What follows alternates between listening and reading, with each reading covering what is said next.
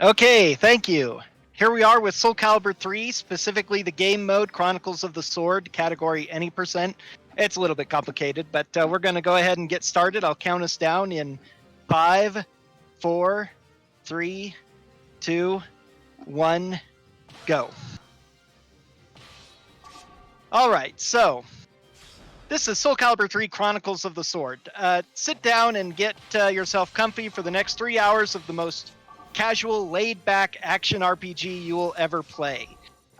Chronicles of the Sword is Soul Calibur 3, first of all, is the fourth game in the Soul series, the fighting game series of Soul Edge and Soul Calibur, produced by Namco, or Bandai Namco.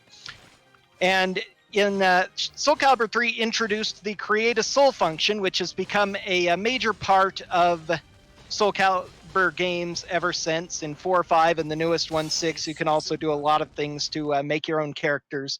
And in order to fully promote this new device that was in the game, they created a new game mode in the game specifically for using custom characters. And that is the Chronicles of the Sword. And we're introduced to our hero here, Shaq, because he is the hero of all things Speedyfists.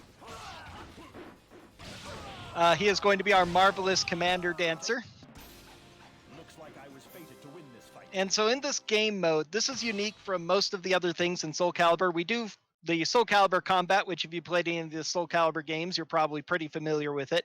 But that only happens within certain fights within the game. There are two different parts of this game mode. One is the Soul Calibur combat we get to go into.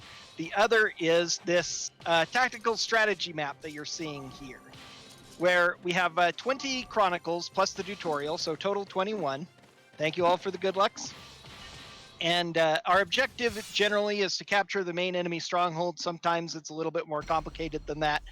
But we proceed through these various Chronicles in an attempt to fight for our nation of Grandal, just conquer the enemy, and we have to take down numerous strongholds on the way and then defeat the enemies using Soul Calibur combat, the way all good historical armies did. This game's story takes place in a unique setting. Soul Calibur itself takes place on Earth near the end of the 16th century. A fictionalized version, of course, that's pretty normal, except with a little bit of hints of sorcery, especially in these two mystic swords of the evil sword Soul Edge and the good sword of Soul Calibur. Except for the Soul Edge and Soul Calibur, this world, this continent, really has nothing to do with that struggle. It's a fictional continent with the 3 fictional nations: the Empire of Grandal, the Kingdom of Dalkia, and the Haltese Republic.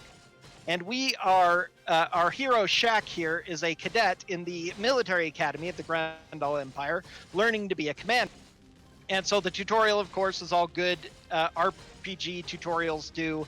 Teaches you how to play the game under the guise of your character learning how to, battle in the world kind of thing. So we get a little text boxes here that we just spam through. This map is actually repeated in Chronicle 1, except for in the tutorial, none of the enemies move, and in Chronicle 1, enemies actually move around and you have to deal with them. So right now they're just standing here because this is a tutorial, but it'll change in a bit.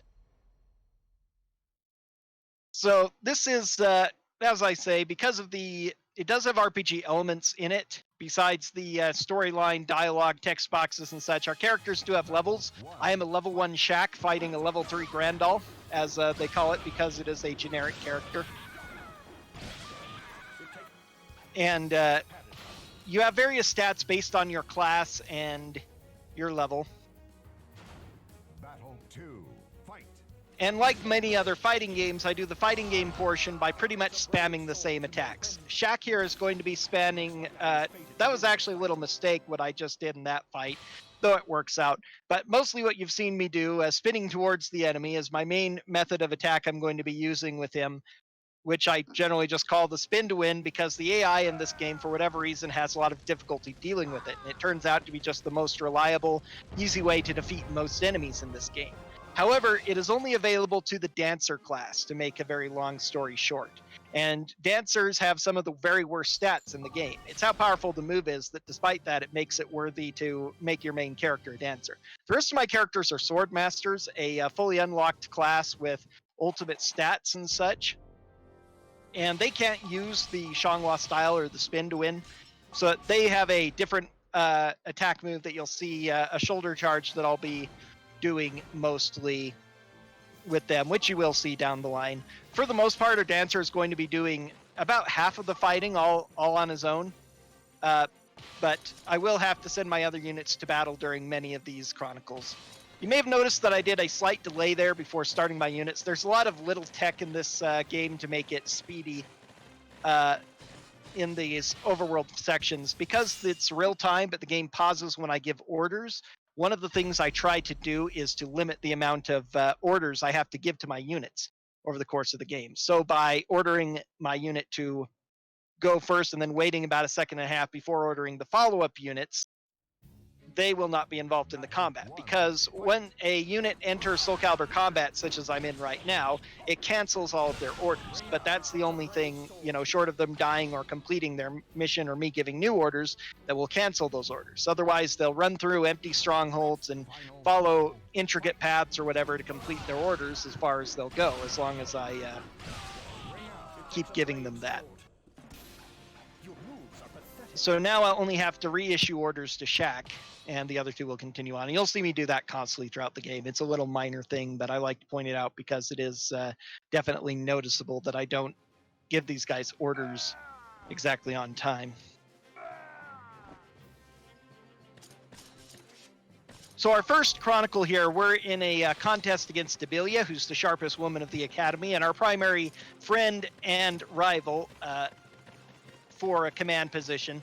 So we're going to defeat her here, and we're about to see her in a glorious, unskippable early 3D cutscene once we finish conquering this stronghold.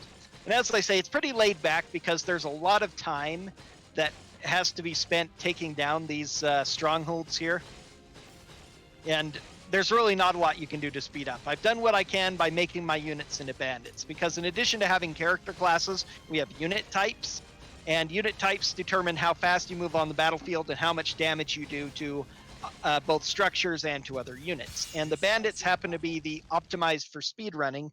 They do the second most damage to strongholds, and they are the second fastest moving, but they just happen to be absolute trash at damaging other units. But since I'm generally going to open up into Soul Calibur combat anyway, where that isn't as big a deal, it just makes a lot more sense to be bandits. Although I will be changing them a couple of times in the run for various purposes. But here's Abilia going down. Thanks to spin to win, pretty darn easy.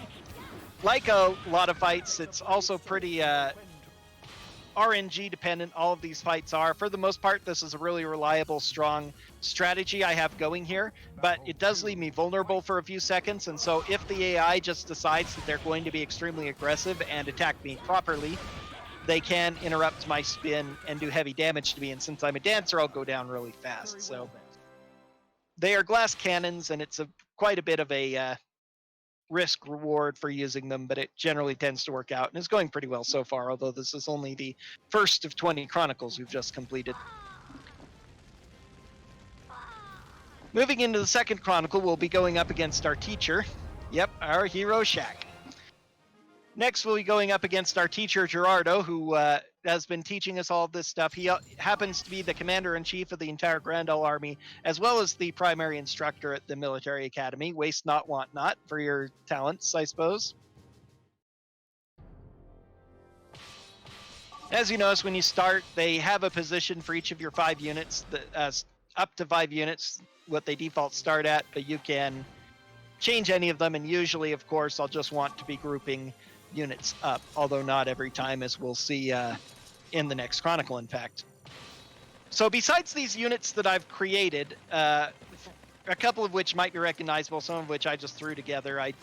I didn't spend a huge amount of time on them, but tried to do some fun things. But you have other units that you could use in a casual play, or I could use in a speedrun if I didn't want to use ultimate created units. And there are various ways to recruit them. In fact, these 2 blue units that are on the top and bottom paths that I'm totally ignoring and splitting between are potentially recruitable units. If I defeated either one of them, the first one I defeated would join me a few Chronicles down the line, but that's a waste of time because they would have dialogue and I'd never use them anyway, so naturally I just totally ignore them.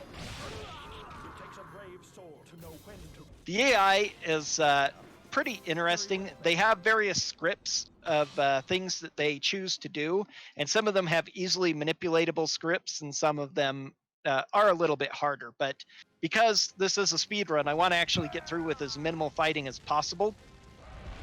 So sometimes I'll be doing slightly strange things in order to manipulate the AI into not fighting me, but sometimes there's nothing I can do about it. So right here, when I start attacking the main stronghold, this character, Edith, comes out and starts racing towards the main stronghold in order to defend it. So I'll have to defeat her as well. But that's, again, there's nothing I can really do about that, so I just have to deal with it. But there are some units so I can avoid fighting through various means. These two are easy. Just by taking the middle route, I can totally leave them alone.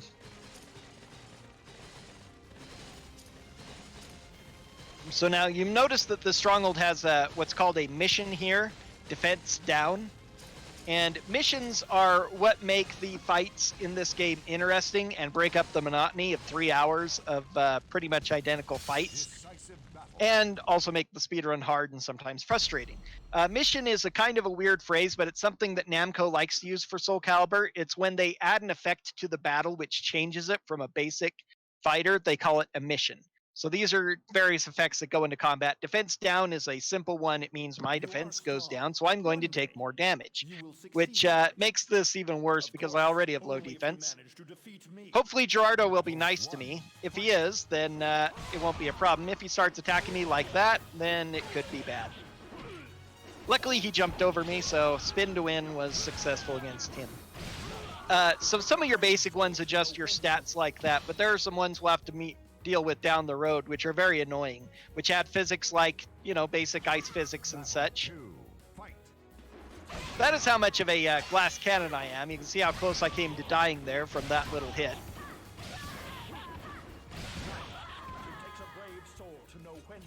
And you can see a little bit of this diamond here, how small my vitality and bar especially is, which is your defense and how much damage you take.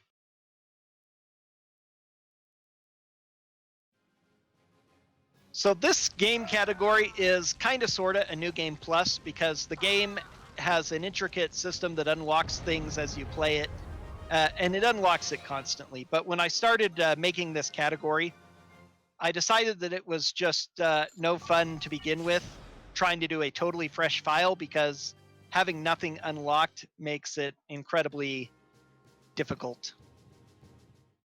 Not having access, there's so many things that you get access to by opening up the game, and it would take far too long to do it in a normal playthrough to make it reasonable for a speedrun. So I just did something interesting here. I changed one of my units to an infantry for the first time. Wait a second for him. Now, infantry are inferior in almost every way to bandits. At least they are in speed and in damage to strongholds. But that is actually why I changed Shaq into an infantry. Now, this Chronicle is the first one where we have an objective other than just taking the main stronghold. We have to defeat every enemy on the map in this one. So I have to spread my units out in order to defeat all the enemies. And again, you've noticed the long load times coming into Soul Calibur battles, so I need to minimize the number of these loading screens that I get in order to make the run go faster. And there are 3 very slow units coming up. Well, 1 already there. 2 more very slow units coming up into the stronghold I'm approaching. And if I were to begin this game closer to the stronghold, or if I were a bandit, or both, I would end up taking this stronghold long before those 2 reached, and then I'd have to wait for them anyway. That ended up taking a bit longer than I thought. It didn't quite get that off as fast as I should normally, I mean. No matter. So because I'm an infantry and I take strongholds slower, I will actually take that stronghold just in time to get all 3. And because this is a small enough map, the extra time I'll spend on the subsequent strongholds is actually more than made up by not having those extra loading screens. One thing to note about ring outs here, and this was katana style with the shoulder charge, you'll be seeing a lot of that as well, with the spinning jump kick that often pushes them towards the end for ring outs. Now, in pretty much all ring out in all Soul Calibur games, the ring out is considered an automatic victory, but it is not quite in Chronicles of the Sword mode. It deals half of your maximum health in damage. So if you're at half health or below and you fall out of the ring, does count as a victory, but if you have more than half your health, you just lose that amount of health and the battle resets. It's slightly annoying sometimes for me, but generally I consider it more an advantage because there are times where a lot more times where the AI gets a lucky ring out on me. That would cost a huge amount of time versus the small amount of time I lose because I didn't quite get an automatic victory and have to deal a few more points of damage to finish them. Especially with these particular weapons that I have. Not because it's an RPG, but because it's a Soul Calibur, different weapons actually have different properties. Not really stats. It's not like an old traditional RPG where this sword gives you 15 attack power and this one gives you 30. Rather, different weapons other than the basic ones, starting weapons for each style and your default weapons for Soul Calibur characters, have different properties that some of them increase attack power, some of them increase defense power, some of them prevent ring outs or sometimes automatically block throws, or some of them block counter hits and do all sorts of little things. But some of them also give you back life in various ways, and one of the reasons why the katana style is so strong is because its ultimate weapon is an incredibly beastly weapon. It increases attack power and continues to increase your attack power as time in the battle goes on. It also causes your health to drop continuously, but you gain a huge amount of life regeneration when you deal damage with it. So I can sometimes, even if I take a lot of early damage with my sword masters, I will be able to regenerate nearly all of that life back over the course of the fight afterwards. It's very, very hard to kill my sword masters in most normal fights. Battle 2, fight.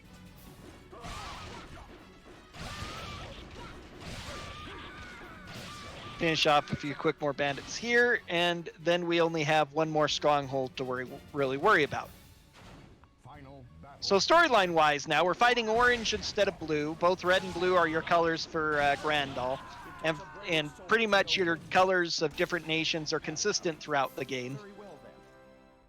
So this is what, and these orange bandits, after defeating Gerardo, that was our graduation test. We have become a captain in the Grandal army, and we've been appointed commander of a garrison by the border of the kingdom of Dalkia. And in the middle of the night, we're attacked by these bandits. So we go out to meet the bandits, and we're going to discover an interesting secret about them as we battle them here in the final stronghold. Now, as I mentioned earlier, they have a lot of enemies have different AI scripts that you can manipulate, and most of the most easily manipulated ones are the ones that are called back to defend the main stronghold. There's quite a lot of those, including this guy here. So I've totally ignored this stronghold, and I need to defeat him in order to clear the Chronicle. But once I start attacking this stronghold, he will run back to defend, and so that way I can totally ignore that stronghold and still finish this and fight all three of these guys last at the same time. Got our last fight to finish up here, and that's Chronicle 3 done. Which puts us probably... yeah, about a tenth of the way into the run. Decisive battle. Now, these last two bandits, as I say, are going to be a little bit unique. Well, they're actually not unique, but that's kind of the point. They're a little bit different than what we'd expect. Oh, it's a Grandal soldier, just like the generic Grandal soldiers we'd been fighting throughout the tutorials. No, this isn't the developers making a lazy mistake. This is actually part of the storyline. We attack these bandits and find some bandits dressed up as Grandal soldiers. This is actually a subtly interesting thing in the story as we go into the next Chronicle, because the Kingdom of Dalkia declares war on us. They feel that they claim that they are doing this in retaliation because we already attacked them first. And we realize that these bandits, who are dressed as Grandal soldiers, must have been attacking them and inciting this war. And now we get our cutscene with this mysterious question mark thief. We absolutely will not be seeing him again. I don't know what you're thinking as he runs off after giving us this little salute. Give us the stern face, Shaq. That's right. Stern face.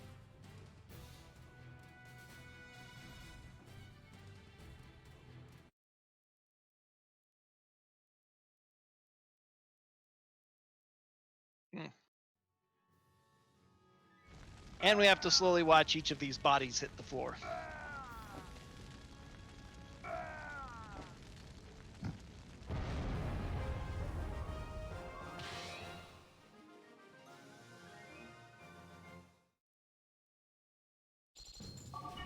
I'll be reaching for my splits, but I'm not running my splits. Fun thing about doing marathons. I usually don't when I run marathons. Okay, I need to go back to Bandit. So now we're fighting Dalkia, the yellow. And now I have a few. The category is being explained as just Chronicles of the Sword, which is not technically correct. It's a game mode in the game, so it's a little bit different. But technically, I have made several different categories within Chronicles of the Sword. This is the basic one, any percent, so it's fine. It's just being Chronicles of the Sword. And that is, it's your basic any percent. It's trying to beat the game as quickly as possible. I need to fortify this up. Fortifying strongholds increases the amount of hit points they have and makes them harder to bring down. It also increases the effect of missions, although that's never a consideration for me when I'm building it up. Basically, I'm just trying to delay some enemies from reaching me by making them take longer to get through a stronghold that they're going to attack.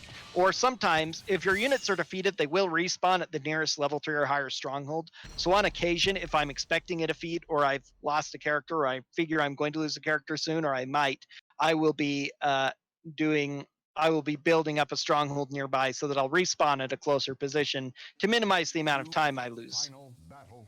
Fight. Come on.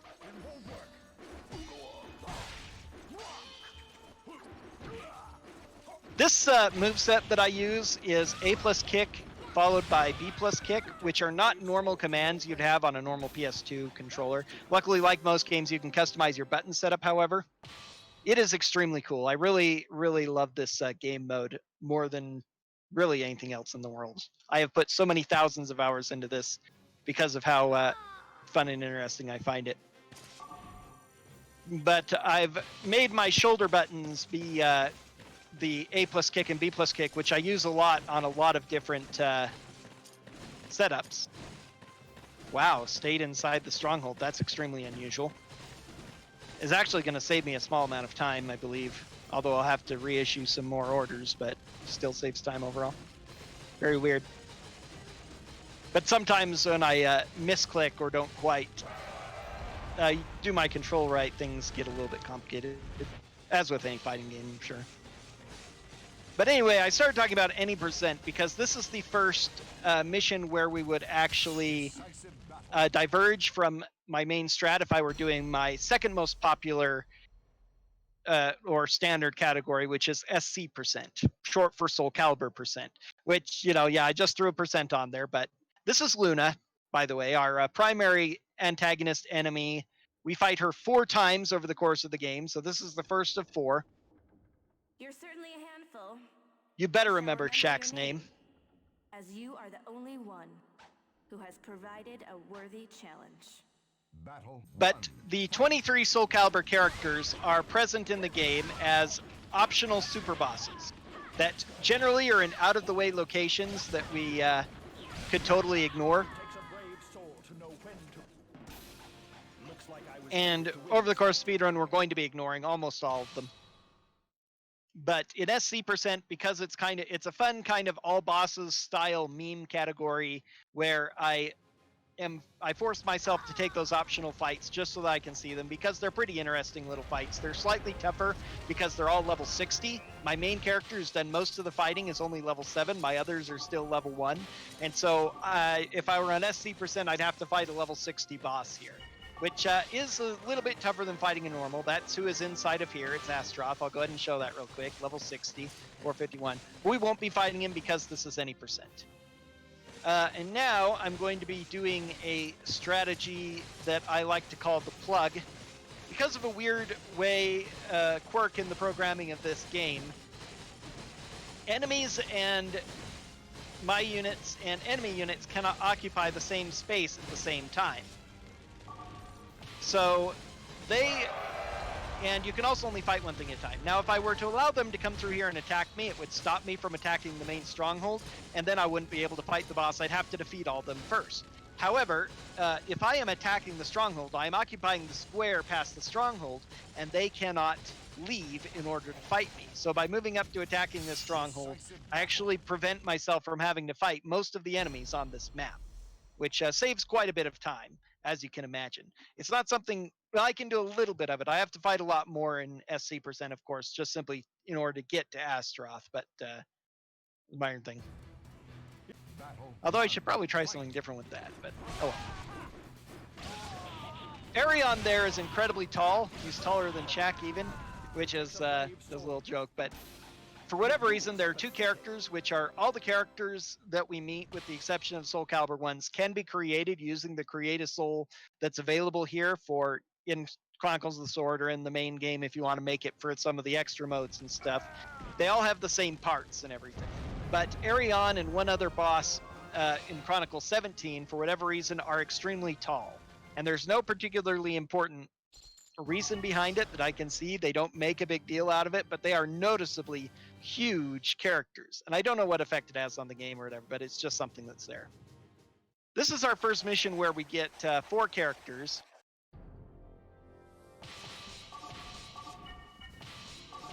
And this is also where we have our first extra loss condition. The game is a little bit unfair, as some of them tend to be, in a couple of different aspects. Number one, in the number of enemies you face are always more than 5, and you can only have a maximum of 5 characters at once. One of the other ways in which it is unusually unfair is that there's only ever one way to win the game, but there are multiple ways to lose a Chronicle.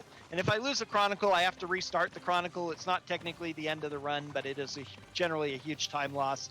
But I do have to occasionally do things to prevent that. And in this Chronicle, you always lose if you lose all of your characters at once. They will respawn after a short period of time being dead. You'll see that eventually, the respawn bar that pops up. But if you lose all of them at the same time, you lose the Chronicle. If I ever allow my main stronghold to be taken, I lose the Chronicle. And in this Chronicle, if this fortress is taken by the enemy, I lose the Chronicle. Theoretically, it says if the enemy controls both sides of the bridge, I lose, but it is essentially impossible based on the way the AI works and the way and the units I have available and what I can do with them for me to take one side and then let them take the other side. It just would never happen. So essentially, I just have to prevent this stronghold from being taken. The FDS, I'm not quite sure what that means. Battle 2. Fight. Did I do it? You can't So this is one of the few times in the run where a mission helps me. You may notice I've got this green glow on my character. That is the effect of a cure mission. So my health is being restored over time. Not that I really need it. Fast deck speed. Oh. I don't believe so. I think the fast disk speed only affects regular PlayStation games that are played on PS2. I don't think, from what I remember, I don't think that has any effect on other PS2 games. It's something that I never really paid attention to, but I did hear I've heard a lot of people who speedrun PlayStation games talk about that, playing a PS1 game on PS2 with the fast disk speed is generally a lot faster than playing it on a PS1, for instance. But yeah, I don't think PS2 games, it has any effect on them from what I remember reading. Another unique thing about this Chronicle, though, is that the boss is not waiting inside the stronghold. That horseman there, who you just saw running in and out of this stronghold for no particularly good reason that I can understand, is the actual boss of the Chronicle, and it's the only time where the boss does not wait inside the main stronghold. Battle 1. So on certain ways you play this game, you can theoretically take an empty main stronghold.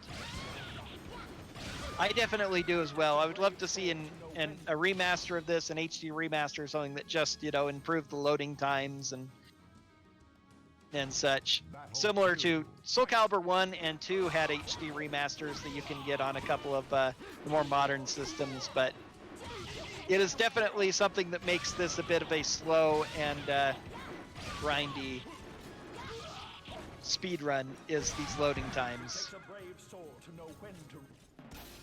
Leads to me having to do a lot of work under the hood, as it were. A lot of the great work that I do in speedrunning this game doesn't come from precise execution in the battles. It comes from careful planning under the hood before I play, and while I'm playing, just running in my head, doing things in order to minimize the number of fights I have to get into in order to speed it up, because those fights can make a huge amount of time difference, largely just because of loading screens.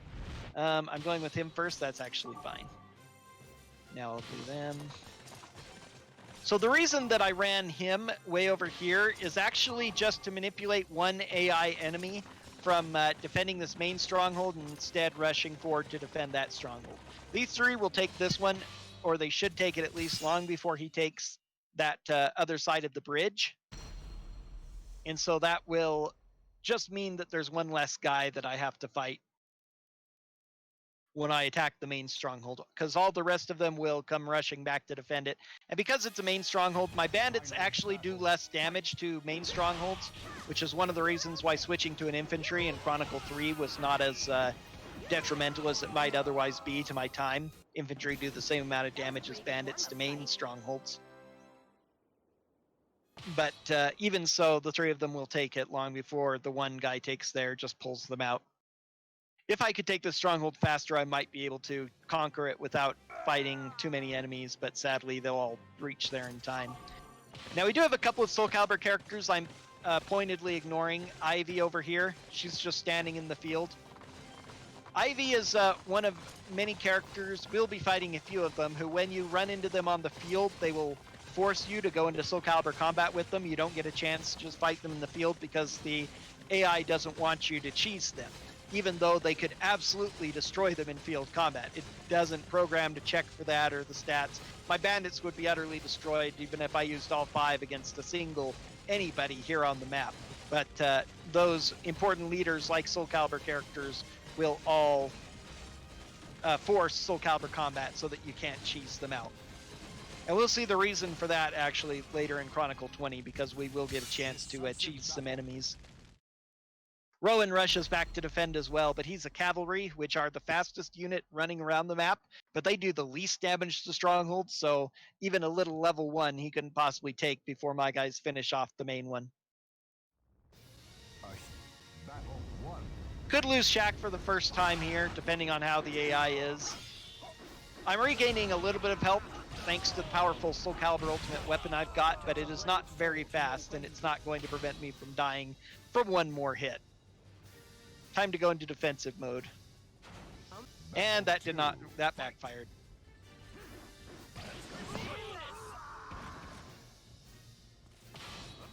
So first death of the run, very unfortunate to get it as early as Chronicle 5, but that's actually been happening to me a lot recently. Been very annoying me, but all you can do is just deal with it. Each death loses about a minute if it happens before the final battle, but only about 30 seconds if it happens at the final battle, simply because of character loading and such. The main reason it takes more if I lose before the final fight is because then I lose time that I could otherwise spend taking a stronghold. I have all that recharge time added to the fact that I have to suffer through that death and extra loading screens and all that. So it's not as bad when it's the final fight, at least. And you may notice that it's pretty much always my main character fighting first. That is a part of how the game operates, with one exception in the entire game. When a battle is started automatically, unless I start the battle myself, but if it happens like taking a stronghold or whatever, it will always start with the top character in the list who's in the fight. So your main character, and then your number 2, your number 3, etc., and just on down. Woo, holy cow. Thanks for the raid, Other Speed Gaming channel, and welcome to Speedyfists. our marathon where we are running fighting games and fighting game special game modes like this one, raising money for direct relief.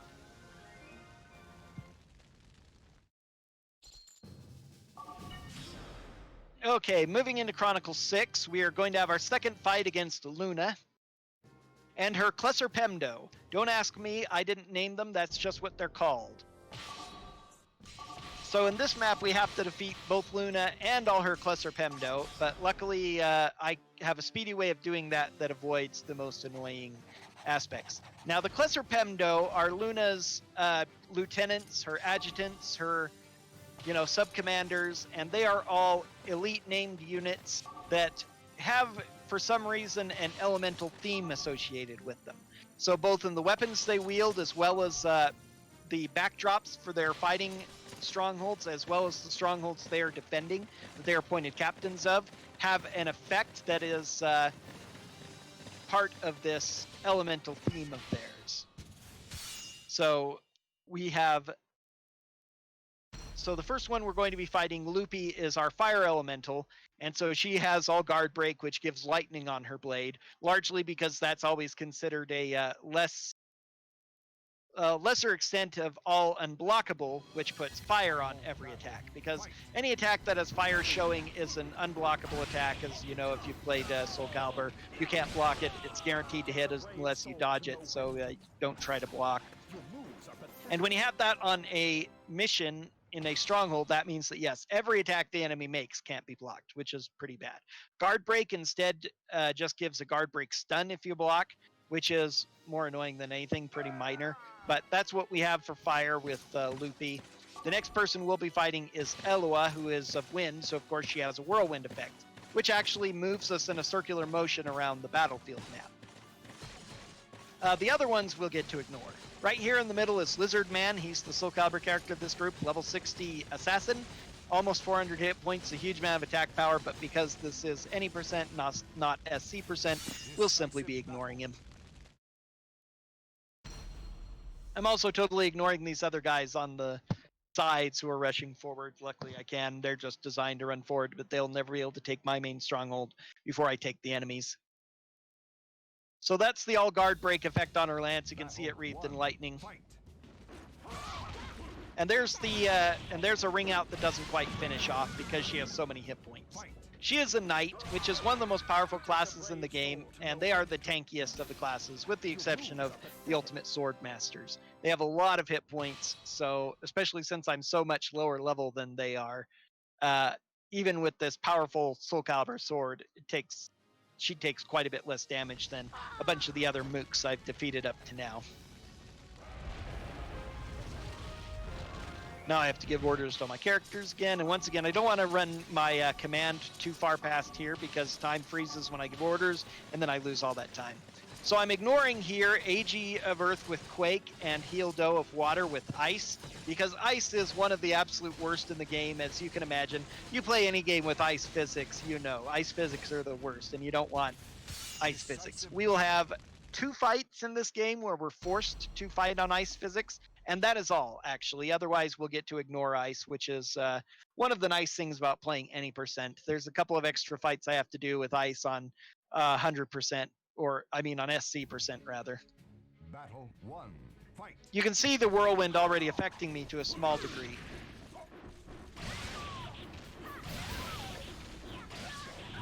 You can see just how it moved me there and how I'm getting pushed back by it. Yeah. It's pretty subtle. This one isn't so bad, but there are a couple of whirlwind missions in the game that are incredibly powerful and really mess with my spin-to-win combo, because it just so happens that both Separate and Whirlwind can push me just far enough away so that my follow-up, once I start the stun lock spin to win combo, my follow-up spins will not actually connect. I'll be pushed far enough away that I won't hit. This game definitely needs a remake, or at least a little remaster. I would also love for this game mode to get its own standalone game. I don't know why Namco has never thought of doing that. That would be the best game. I would pay $60 for that at the drop of a hat. Just a standalone take this game mode, turn it into a new, complete, brand new game with new modern graphics, upgraded Unreal Engine, Soul Calibur 6 system, brand new weapon styles and stuff for it, new story, everything. It would be incredibly awesome. It is one of my dreams that will never come true, but oh well. Now, we have to defeat the 4 Cluster Pemdo, as I said, as well, but luckily they are programmed to defend the main stronghold, so I get to ignore their strongholds and instead just fight them all here, which both saves time because I have less loading and because I don't have to worry about their more annoying strongholds. So we meet again. Luna has a minor Now, cure effect here, it's which time to collect doesn't on mean your very debts. much at all. Battle 1. Fight. Not going anywhere. Not going anywhere. Luna is a Sage, which is another one of the defensive classes with high hit points. So at level 25, you can see that it takes me quite a bit to chunk her down. And because I got pretty unlucky in it, the cure probably forced me to get 1 extra hit. Battle 2. Fight. Hildo here is being very annoying as well. Finally got her. Voila. Okay, 2 down, 1 to go. And finally, AG of Earth. I guess. I have no idea how you pronounce A-E-G-E. I say AG, that's what I've always called her. Fight. Nor do I have any idea how to pronounce Cluster Pemdo. It's just such a weird name, word thing. She's a pirate, which is an all-around strong class, strong attack, strong defense, strong hit points. Pretty balanced overall, but also means a lot of hit points. Elua is far and away the most vulnerable, and Hildo next because they're slightly less tanky classes. But this is going to be our last fight against Dalkia for a while, because while we've been struggling with Dalkia, remember there's a third country on this continent, the Maltese Republic, and they, seeing that their 2 enemies have been battling against each other, decide that it's the perfect opportunity to attack Grandal, since all of our forces are directed against Dalkia. So they declare war on us. Abilia, who joined our group back in Chronicle 5 as our sub-commander, was left in charge of the army in Dalkia, and we have been sent to the front line against Maltese. Our units are upset about this. Our other guys who are following us, our normal units, they provide most of the dialogue that I skipped through at the beginning of each Chronicle. And they're rather upset about this because they think Abilia is being left to gather all the glory while we're busy, while we have to run our tired bodies into a battle against fresh soldiers. But along the way, we're met by General Gerardo, who says, yeah, it sounds like you guys are having a hard time. I'll help you out. And so General Gerardo, commander-in-chief of Grandal's entire military, decides to put himself under our command as our lieutenant. Okay, glad you have that much time on your hands, oh great general of the entire army. When you're playing this casually, it's pretty nice to get him because he is a knight, one of the strongest classes in the game, and he is level 15. Shaq, who has fought the most by far of any of my units, is only level 14. So having a level 15 knight, especially when you haven't unlocked all of the good classes, is a really, really big boon. But this battle against Maltese is actually going to be pretty short because of what we're going to see here. It's also one of the One. Fight. a kind of interesting little map. Not super duper anything super duper crazy about it, but I just kind of like the feel of it. Battle 2. Fight. Because once again, there are multiple paths to the enemy lanes. It almost looks like a Dota map or another, 3-lane MOBA map. And I'm just taking the middle lane down, and the enemy units are programmed. Once again, they each have different scripts that they're programmed to do, and most of the enemies on this map are programmed to charge towards, are programmed to engage my enemies. So they are constantly going to be following after me. So these ones in the side lanes that could just run down towards my main stronghold are instead going to be running towards the middle to meet me. So it's going to create a little bit of a chase scene, play your Benny Hill music as they go rumbling towards the middle. So that's why I built up this stronghold here, because by building up one of the strongholds, I guarantee that none of these enemies pouring in towards me will reach me before I end up taking down the enemy's main stronghold. In final battle, fight. And now Sheena falls before the mighty Shaq, who is not only a great basketball player, not only a mystical kung fu master for no reason whatsoever, but is also a master sword dancer and military commander. This is the untold sequel to Shaq Fu.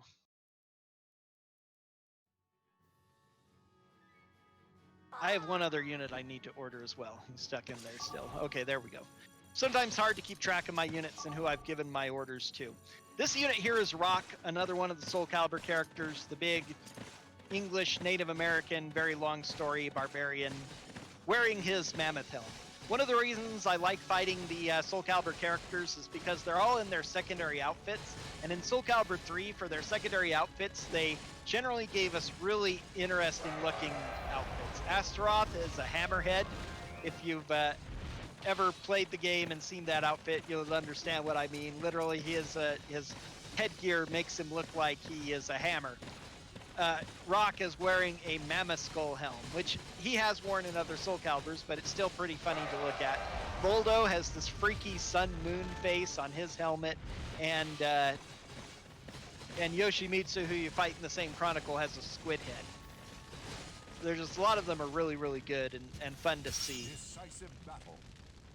So it's just a nice little bonus there to doing all those extra fights. But again, SC %, so we're doing it quicker, which means we get out of here 40 minutes faster. So this is my first battle. I have to deal with ice. Battle 1. Now, luckily, Fight. spin to win tracks pretty well. So once I've got them into spin to win combo, I can take them down pretty reliably. But it's sometimes hard to set up because of how we slide around. You can just see how much I'm sliding on this stupid ice here. Whee! That totally missed because of the ice. Fight. And even when I block, you can see that. Oh, nice.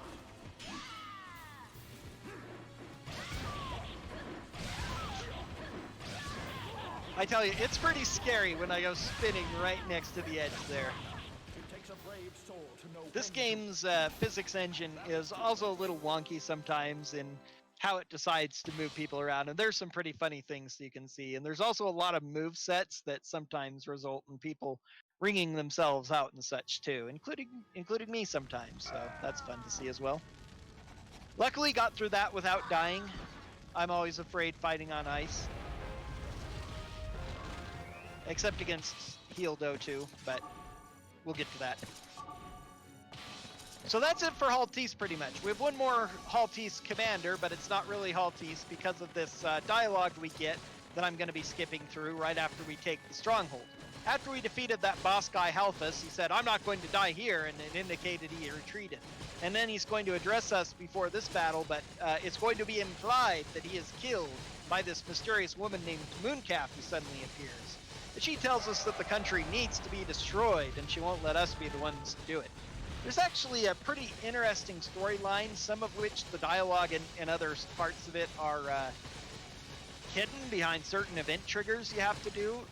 Pretty minor stuff, but it's basically by bringing certain characters. Bringing Gerardo to the final Luna fight gives the last few pieces of the storyline.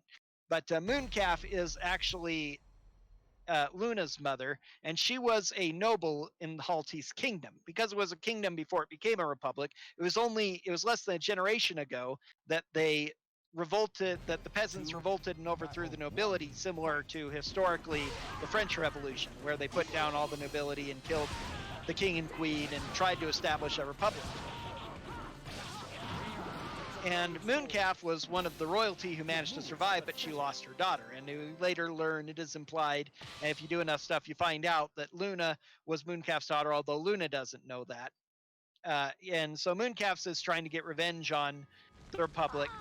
And so she's joined this faction which has risen up in rebellion against Haltise, apparently led by a one of its governors of one of its provinces, Mileta. Suddenly, Mileta has formed this great military of its own out of nowhere and has declared itself the sovereign ruler of the Haltese, and that is no longer Haltese, is Mileta.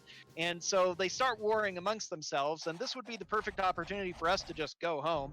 But we decide that because we are such nice, bleeding heart characters, as decisions are always made for you in JRPGs and you don't have any moral power of your own, we decide that we are going to rescue these poor Haltese soldiers from doom. So because of that, I have a unique loss condition. That is actually not the way I go on this route.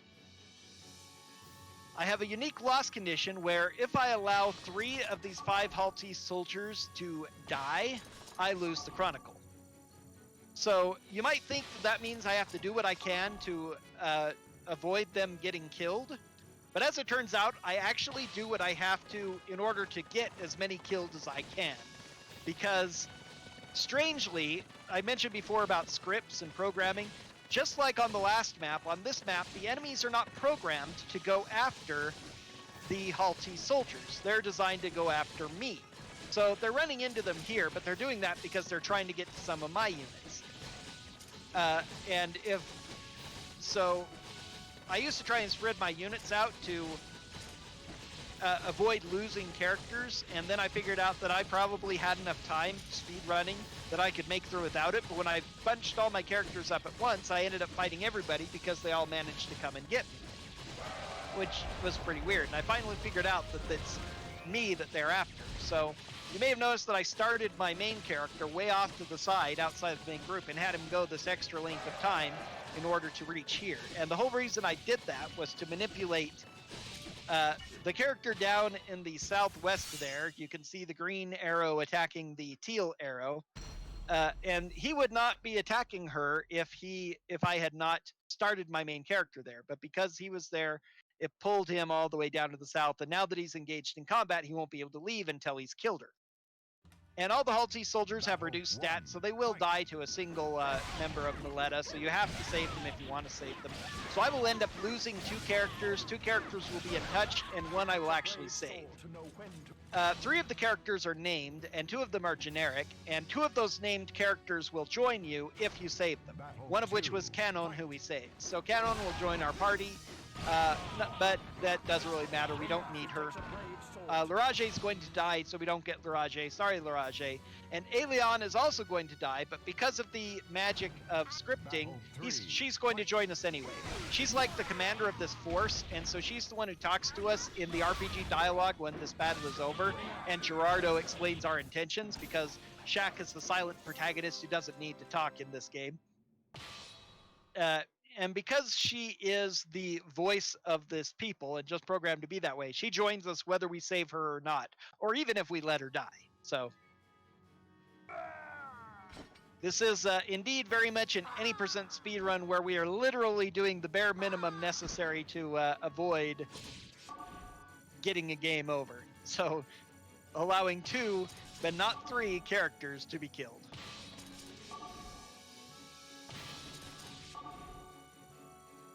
Now I can pass through this Chronicle all the way to fight Mooncalf, to our final battle with Mooncalf. There goes Larage. Farewell, Larage. Sorry about that. Not that I care that much about them, because none of the, very few, I should say, of the characters that you recruit are actually really any good once you've played the game even a little bit. There goes Aelion. Don't worry, Aelion. You'll join us anyway. Through the magic of plot armor, you will be saved.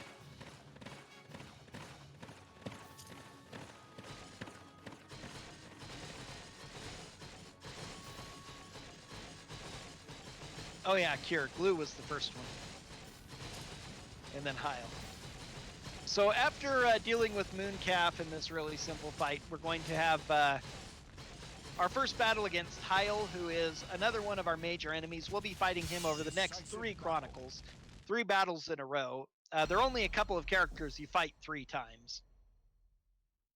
Chester, who we sort of met yet. Heil, and is that it? Is it just him and Luna. Battle 1. And the Cluster Pemdo. All 4 of the Cluster Pemdo you fight 3 times as well. But yeah, that's actually it. Ring out. Fight. Too easy. It takes a brave soul to know when.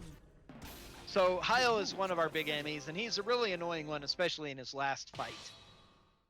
This first one, he just does all guard break, which is not very much. But he's annoying all 3 times you fight him because he's inside of a annoying stronghold. Dialogue where our companions are discussing the sudden strength of Miletta's military. They can't believe that Miletta was able to overthrow the Haltese army so easily, and they're wondering where they got their armies from. Another thing I haven't talked about strongholds, when you destroy a stronghold, they go down 1 level to a minimum of level 1. Of course, there's no level 0 stronghold. So if I want, but except some of them, including all your main strongholds, not that it usually matters because that usually ends the game one way or another, but they do not go down in level, and there are certain level 3 strongholds on some maps that also do not go down, such as the bridge strongholds back in Chronicle 4 or Chronicle 5 with the big bridge. Those strongholds never go down when you take them. So some of those places are strategically placed to be useful because, again, level 3 strongholds are where you can revive. Battle. And your hit points go up as level increases, but also the hit points of strongholds go up as you get deeper into the game, which is kind of annoying for the speed run because our damage that we deal to strongholds never goes up regardless of our level. It's based only on the unit type we are. Battle 1. Fight. Come on, Hyle, be nice. Come on, Hyle. There we go. Now I've got you. Spin to win! You take something. It takes a. But as we go throughout the Chronicles, they will slowly gain 50 hit points at a time until level 1 strongholds have like 250 hit points in Chronicle 19, the last Chronicle with strongholds. So it's just takes more and more time to get through the strongholds, which is very annoying. So now as our characters giving a little bit of backstory and explanations, Reese, who is one of our first characters, gives some dialogue that indicates that she was like an orphan and she is fighting with the purpose of, preventing other orphans from happening, kind of thing. So now in this interesting chronicle, we once again have to defeat all enemies, not just take the main stronghold. So I have to do some funky things. It's the first time we get 3 characters, or 5 characters, I mean. We get all 5 for once. And it's also the last time we have more than 2 colors, and the only time we get 2 different enemy colors, because Miletta has joined forces with Dalkia. If you don't remember them, they were the people we were fighting back before we suddenly were fighting Haltese a couple of chronicles ago, and Abelia was supposed to be dealing with them and finishing up. Apparently she's doing a bad job of it because Dalkia is suddenly strong enough to send reinforcements into another enemy territory to fight us. And can you guess who Dalkia sent in order to reinforce Miletta and fight against us? If you guessed Luna, you are correct. And you know how these JRPG things work. And because anime and stuff, Luna is still aching for revenge against us. And so she has come with her Cluster Pemdo, which I think is the primary reason they want us to defeat all enemies. Because that is the only way they could really, it just is easier to program than defeat the main stronghold and defeat Luna and her Cluster Pemdo, because they aren't defending the main stronghold. They're going to come charging forward as soon as they get a chance. It's kind of a weird map because, again, the ones where I have to defeat all enemies are the weirdest because I have to split my guys up and I try to manipulate the AI scripts in order to get as many into as big a clumps as possible to minimize the number of battles I have to load. But subtle things that I do can sometimes change the AI behavior in very weird ways. And it's not really RNG because it can be manipulated, but just sometimes that manipulation is so subtle, it acts as if it were RNG. Or sometimes I make a small mistake and something huge happens that's much different than it's supposed to be, and sometimes something weird new happens and I think, hey, that's faster. If I do this as well, maybe it'll be even better. And I try it, and it ends up not working at all, and I end up losing more time. And so I've gone through a couple of different strats before coming back to pretty much the same thing here. You may notice I'm not advancing on the main stronghold with all my characters because, again, I'm trying to manipulate the AI into getting as many characters into the main stronghold as possible before I take it so that I can fight them all at once. If I do take it fast, I get the bonus of getting to use all unblockable myself, which is really fun, but it's not like the enemies are hard enough that makes a big difference. So, kind of interesting thing in semi-okay programming that has been done to this game. But certain dialogues happen. If you play the game casually and you do certain actions, you'll get a lot more dialogue than you will in the speedrun. And of course, I skip it all super quickly anyway, so it's not a huge deal. But Luna, once you defeat her in Chronicle 4, Luna identifies your main character as her arch rival. She doesn't care about any of your other characters. She just wants to fight the main character, Shaq in this case. Shaq was the one who defeated her, but if you're playing casually and splitting your units up, you may end up fighting her, as I often did whenever I played casually, with a unit who is other than your main character. But it doesn't matter. She is self-centered on the commander being her arch rival. And so if I were to just defend the stronghold normally and wait for her to conquer it, right before the battle started, she'd get an extra line of dialogue where she would insist, out of the way, you're not the one that I want, even if it was actually the character who defeated her both times that we fought her previously. She wouldn't care. She only wants the main character. Just one of the little bits of trivia in the game that I found from playing it for thousands and thousands and thousands of hours. Once again, we have some ring outs that don't go super fast, but this was a good experience boost to Sharin, who was only level 8. She was only level 2 before, so now she's 8, now she's 9, boosted 7 levels. Levels aren't super duper important like they would be, in a normal in most role-playing games, because there are very few role-playing games where a level 1 character is going to be to level 61, of course, if you're familiar with role-playing games and you played them. And since naturally it is Soul Calibur combat, that makes, with my techniques, I can defeat level 60 Soul Calibur characters all over the place, no problem, or at least little problem. But having levels does make a difference for safety, especially later on in the game, when the AI tends to get a lot better and the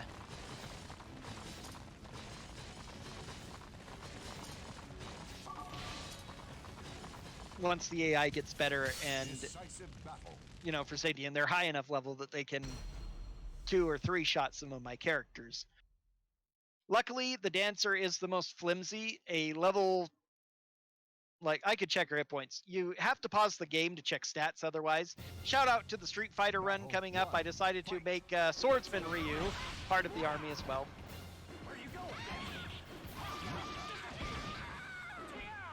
And so he gets a chance to level up. But when I'm scrolling through, the one stat that is shown on the basic screen is hit points. The others I would have to pause the game, and then I could use R1 and L1 to go through different menus to see my current experience and my attack, vitality, and agility stats. So unfortunately, over a speedrun, I really can't show what those stat levels are, but trust me when I say that a level 1 Swordmaster has the stats of about a level 15 Dancer. But at the very least, the Dancer will gain so many levels that although he will start to drop off in power towards the last few Chronicles, he will at least be able to defeat most of the enemies that he faces. And this is a level 1 Swordmaster doing that much damage. Swordmasters are so strong. Did that to a level 9 Gladiator. Just a couple of hits. And a level 26 Monk, think that's bad? No, monks are weak.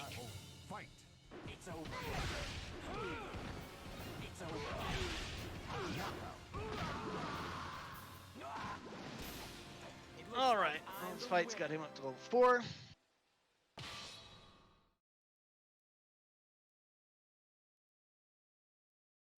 No Soul Calibur characters on this map because the game never requires you to defeat Soul Calibur characters, and again, the objective is to defeat all enemies. I think it's the last time we actually have that objective as well. So, we're pretty well off here. Okay,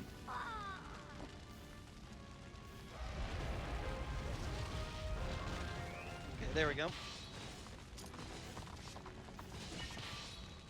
And now I just have to make sure that the last enemy enters that main stronghold before I finish taking it down. And that's pretty much as optimized as I can really get on this Chronicle. Shout out to dancers who again are super wimpy. My weapon is powerful enough that being 7 levels lower, I damage. You like praise of any kind. Awesome line.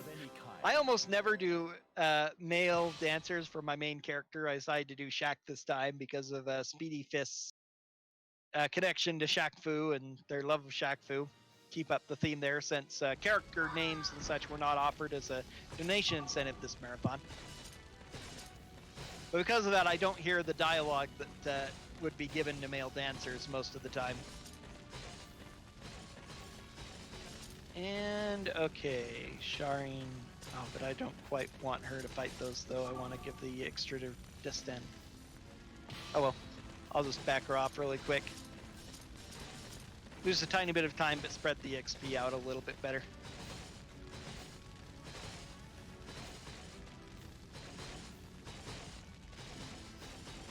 All right. Decisive battle. So this is the all-unblockable place, our second fight against Tile. Luckily, the AI seems to, or at least when they programmed the game, they seem to realize that all unblockable could be utterly unstoppable if the AI is aggressive enough. So Please get out. the AI is not as aggressive as they otherwise could be, which makes these fights not nearly as bad as you would think. So you don't have to worry about doing any kind of super quick, precise dodges just to get an opening so you can fight the enemy. But if I try to block, I'm just going to get punished. Luckily, shoulder charge is an infinitely useful aggressive opening move. Shoulder charge and spin the win. Spin to win. That's the way we get through Soul Calibur 3. And here's Heil. Battle 3. Fight. Did I do it? That is really cheap. Did I do it? Soul Calibur 3 is kind of a weird game with its AI-wise. Soul Calibur in general has generally been pretty good in its... it has really good AI, really difficult to defeat a lot of times, and sometimes just strictly unfair, especially with the use of nearly frame-perfect moves such as the guard impact and such. And Soul Calibur 3 is actually among the very worst, except for the fact that because there are so many weapon styles, I'm kind of assuming here, I haven't cracked the code or whatever, but it makes the most sense to me. There's a total of 40 weapon styles, not including super bosses like Abyss and Soul Night Terror. You know, just with your created characters, you could give them up to one of 40 different weapon styles. And because of that, they're just little holes in the AI for a move or two in almost all the styles. There are only a couple that are really bad that don't have any kind of exploitable move. The ones that I use here, the Soul of Xianghua and the Katana style, just happen to be the most abusable that I have access to.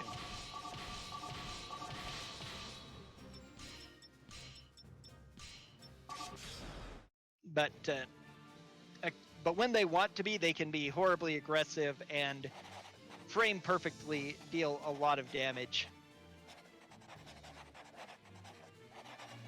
So this is a part where AI manipulation is essentially RNG. I kind of have it down where most of the time I can manipulate both of these potential enemies into running forward. They're based on what patterns of movement I have. They may rush back to defend this center stronghold here, or they could run forward to try and take a couple of my strongholds and totally miss me. And it used to be incredibly random. Now I've got it down so that about 50%, 75% of the time I figure I can manipulate both of them into rushing forward, so that saves me a small amount of time. Chronicle 10 is a lot of people's least favorite because of some major struggles here, especially the stronghold coming up. I don't think it's generally so bad, especially on any percent, particularly on any percent because I don't have to fight Sung Mina. Sung Mina happens to be my favorite character in Soul Calibur. Is that going to bring her forward? I don't think it is. I don't think I did it in time. Yeah, Anoret's running forward. So usually she rushes back to defend if I do nothing. Sometimes I can manipulate her into running forward as well, but I didn't this time. Small matter. But anyway, over here is Sung Mina, and Sung Mina is on ice. And I hate fighting Sung Mina more than any other Soul Calibur character. Not because she's my favorite character, but simply because she's actually the worst, because she's on ice, and she is programmed to take advantage of it. She almost always uses this quick spinning attack that pushes you really far, even if you block it, and is a horizontal attack, so it's really hard to dodge. And it's mid, so you can't duck under it. Yeah, it's the ultimate perfect attack for being threatening. This is Demuth, who's the king of Maleta, but we have just found out was actually being manipulated by this other mysterious guy who looks like the bandit we fought back in Chronicle 3. And so, as he is going to explain in his villainous monologue cutscene when we fight him at the end of this chronicle, jumping ahead a little bit here, Chester organized this whole thing by having his bandits impersonate Grandal soldiers in order to incite a war between Grandal and Dalkia so that he could rise to power. I shall take you on. Nasty hit there. Fight. But besides Sung Mina, this is the other annoying, and it's going really bad right now, but this is the other annoying part of this chronicle is this stronghold is offense down or defense up for enemies. You could translate it as well. You can see that I am doing a very minor amount of chip damage to these high defense heroes. If you thought I was doing low damage to Anoretta, wait till you get to load of Heil 3, our final Heil fight. This is absolutely atrocious. And it is actually the whole reason I use Dancer as my main character is really for this fight more than any other. Because this turns him into slow grinding but easily grinded cheese. When I first started running this, I just did all 5 Sword Masters with ultimate stats and Katana, and it worked fine, but there are a few times where it was a struggle because this Heil is particularly good at blocking the shoulder charge, and so it took forever to bring him down. And finally, I decided I might as well give Dancer a try. I knew that Dancer could potentially be better, but I also knew that with their horrible stats, I would die really easily if the AI got mean on me. So I decided to give it a shot after speedrunning this a couple of times, and I wasn't that impressed. I had trouble as I thought I would with the Dancer. I didn't quite have the timing down perfectly because I didn't use it obsessively. But once I got to the Heil fight, I took him down so quickly and gained so much time just on this split. I said, yeah, this is actually worth it. This is what I'm going to do. So now we have to defend here, and actually I'm going to have Rukia make an appearance now.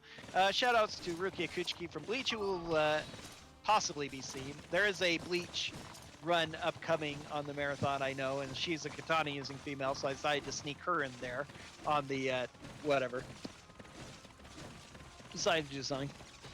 So one of the other things I've kind of talked about, but not really, is that the game is, despite its pixel-based movement format, the battle map is separated into squares, and only 5 units can occupy a square at once. And units of opposing factions, of course, cannot occupy the same square. So there are 8 units that are charging towards me here, but only 5 of them can attack at once. The other 3, if I were to wait for their slow knights, the slow knights to try and reach me, they would stop at the rear of them and just wait there for a little bit before coming in. So I have to fight these 5 at once. You can fight more than 5 units at once if they are in different squares surrounding you, which can happen on occasion. Not too much during a normal speed run. I think I might see it once or twice. But not in this situation. So I go ahead and wait for the first 5, the 2 cavalry and the 3 infantry to show up, and then I back off, and then I'll fight them, and then I'll deal with the 3 knights afterwards. Usually by running out to meet them because they're so slow, it would otherwise take forever to wait for them. I just have to decide who I'm going to go with.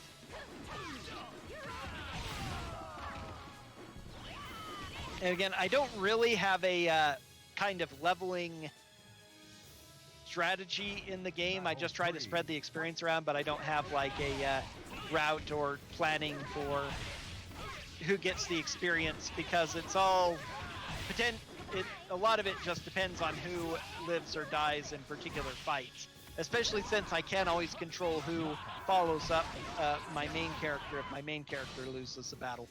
That every loss of the main character spreads a lot of experience out to my sword masters in a kind of random way. But I do try to just make up with lower level characters when I get chances to choose a character, such as when I'm defending in situations like this. I don't know why I'm doing the kicks. The kicks are not as good if I'm not near an edge that I can ring them out at. Sometimes going off the wall doesn't help.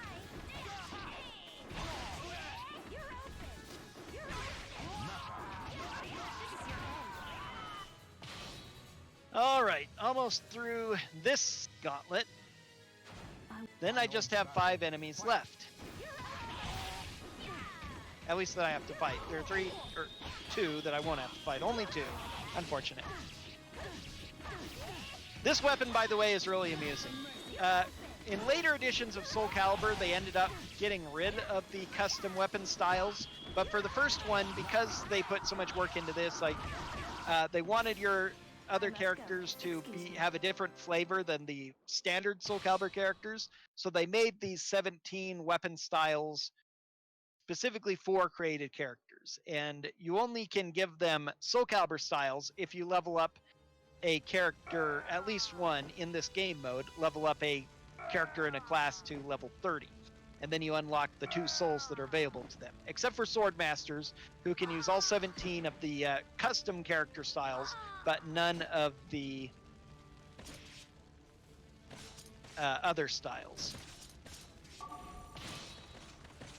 Going to take quite a bit of damage here waiting for this, but it's still faster to go ahead and wait a little bit. And by moving out, I actually save quite a bit of time because of just how long it takes those knights to get into position to start attacking the stronghold. Again, just small little things I do to save time. But some of the custom styles they have are pretty interesting, and it's a little bit weird that Battle 1. I just feel they're a little bit lacking from some of the later Soul Caliburs. This Katana Shuriken is a pretty neat one. The staff is really funky because it's not just... They decided to make it different than Keelik Clone. Rather than just have it be a staff, it's a stick that extends. And not only does it extend to a normal staff size, depending on how you use it, it can extend... That is very unusual. Very unusual that they can kill me, but... It dropped a couple of inputs from me there. That's very weird. Oh well. That's going to be nasty little time loss, but whatever, that happens. Over the course of a 3-hour run, it's impossible for everything to go right. I could potentially, if everything did go right, get as low as like a 255, but my PB is currently... Yeah, they are actually already in this square, so I can't even leave. Just have Rukia fight them again and move on. My PB, which was a really good PB, despite some horrible things happening at the beginning, is a 301, which my previous was a 305. And so I still have like 5 or 6 minutes I could save if the early game goes a whole lot better than it did during that run. Definitely not going to be seeing that PB now today, especially since I'm going to be fighting an optional boss End in Chronicle 19.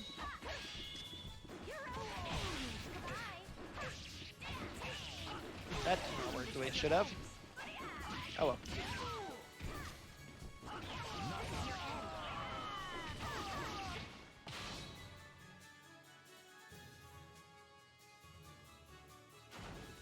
Final battle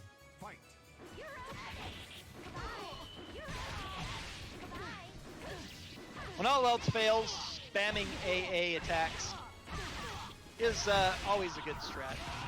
Or usually a good strat, at least. Looks like There are some that weapons won that are this fight. particularly strong that way, especially the Grieve Edges, which is another good one. That, of course, speaking of weird styles and stuff, that sickle is naturally a kind of adjusted Ivy one. Make it a little bit more unique. It's got whip-like moves just like Ivy's, and then otherwise, actually I should have you go forward and have you go back for a bit. Wasting a little bit of time ordering, but I want to spread the experience out a little bit better. No, not that way. Need to go the same one. Kyrkis here is another character who's going to start the battle automatically. So, boom, he starts it. Other little, among the many little small quirks in this game is how the cursor zooms into events, as it just did before Kyrkis there. A kind of thing I've seen people make mention in their speed games is positioning of a cursor or camera in order to minimize the amount of time that's required to load something up, an event happening and such things, or minimize the distance a unit has to move in order to enter a cutscene or whatever. And when I was first playing the game, I was wondering if camera position before zooming into an event would be one of those, but as I really paid attention to it, it's not actually anything of importance because of the way the camera zooms. If you're far away, it zips over instantly, or at least at super high speed, while if you're close, it pans in slowly. So it actually takes the same amount of time to load an event, regardless of how far away you are. So you can see there that I just zoomed into that stronghold, even though I was far away really, really, really quickly. And same, that zoom was a little bit slower because I was a little bit closer. And now I'm actually going to be on top of this stronghold when it's taken, and it's going to zoom in really slowly on the actual part here. So if I'm slightly away, it'll take a long time to zip over, relatively. Very slow, right up there. And I'll pull away before our final fight. And now the cavalry gets bored after taking one stronghold. I have no idea why. He doesn't even think it's worth it to take one more. He doesn't think it's worth it to run back to defend either. He's just very happy chilling there. Now, your strongholds almost never have any good missions on them. Nothing, nothing, nothing. This guy even. I took this one first, but it was all guard break. He just took it back. Not that that really matters. Decisive battle. Okay, so here's our cutscene with Chester.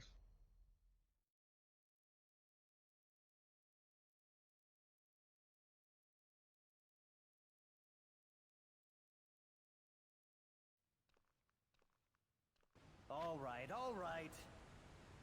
Surprised? Well, it's just as you see.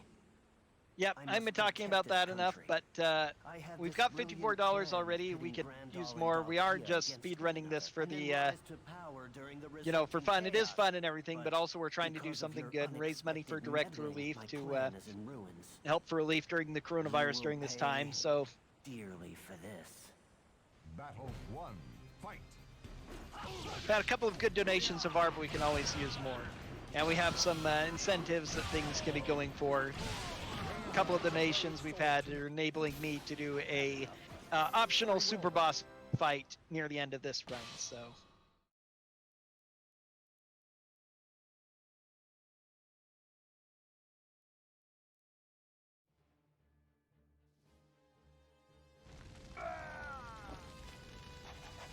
All right, with that, Chester is felled, the Maleta Kingdom is destroyed, and the plot is taken over.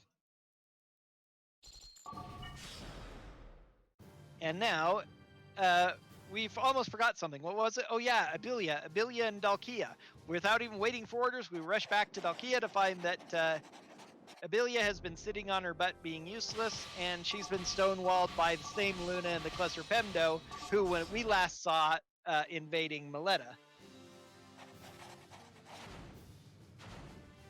So now we have to fight each of them in order, one castle at a time. in these very strong strongholds, very powerful strongholds with very powerful dual missions. All of these are unique. These 4 missions are unique missions that don't exist anywhere else in the game, and they are a combination of 2 other missions, some of which we have never seen before. This first one, Cruel Sword, for Loopy, who is the Flames of Hell. That's what she calls herself. Cruel Sword means all unblockable, so she'll have flames wreathing her blade, and Blast, which is supposed to cause more knockback and sometimes kind of does, but it doesn't really seem to be programmed properly in Chronicles of the Sword. So regardless, we hopefully will not see any of it affecting us at all, because we're going to take her down before we get touched. In battle one, And so far, so good. For the most part, the Cluster Pemdo are generally really easy and don't pose much of a problem, except for the very, very last one, Looks like as I we're was going to favored see. win this fight. Next up is Healdo, who is the Waters of Origin. So that means that her map is Sacred Field, a combination of Cure, and, you guessed it, our favorite, Ice. Luckily, her AI is really lousy, so she's generally not much of a problem, even though she's on ice. Occasionally, any character in this game can suddenly decide to become the hero and do a huge amount of damage to me, especially when I'm fighting with my Dancer, just be utterly aggressive and kill me before I can get Spin to Win off. But the Cluster Pemdo tend to do that a lot less than you would expect, considering that they are named important high-level characters, and especially being on ice. This is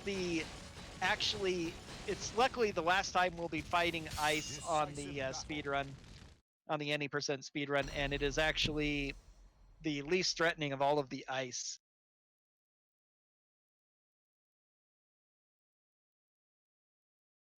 Yeah, sometimes the donate seems to only work sporadically. I was using it myself earlier and it didn't work, and then I saw somebody else did it and it did, so I don't know. The Speedyfist seems to bring it up every time, though. And this is one of the times where Healdo decides that she is the hero or heroine of the story, and she is going to murder poor Shaq. We're going to get our revenge on her for that, so that's going to slow us down a little bit.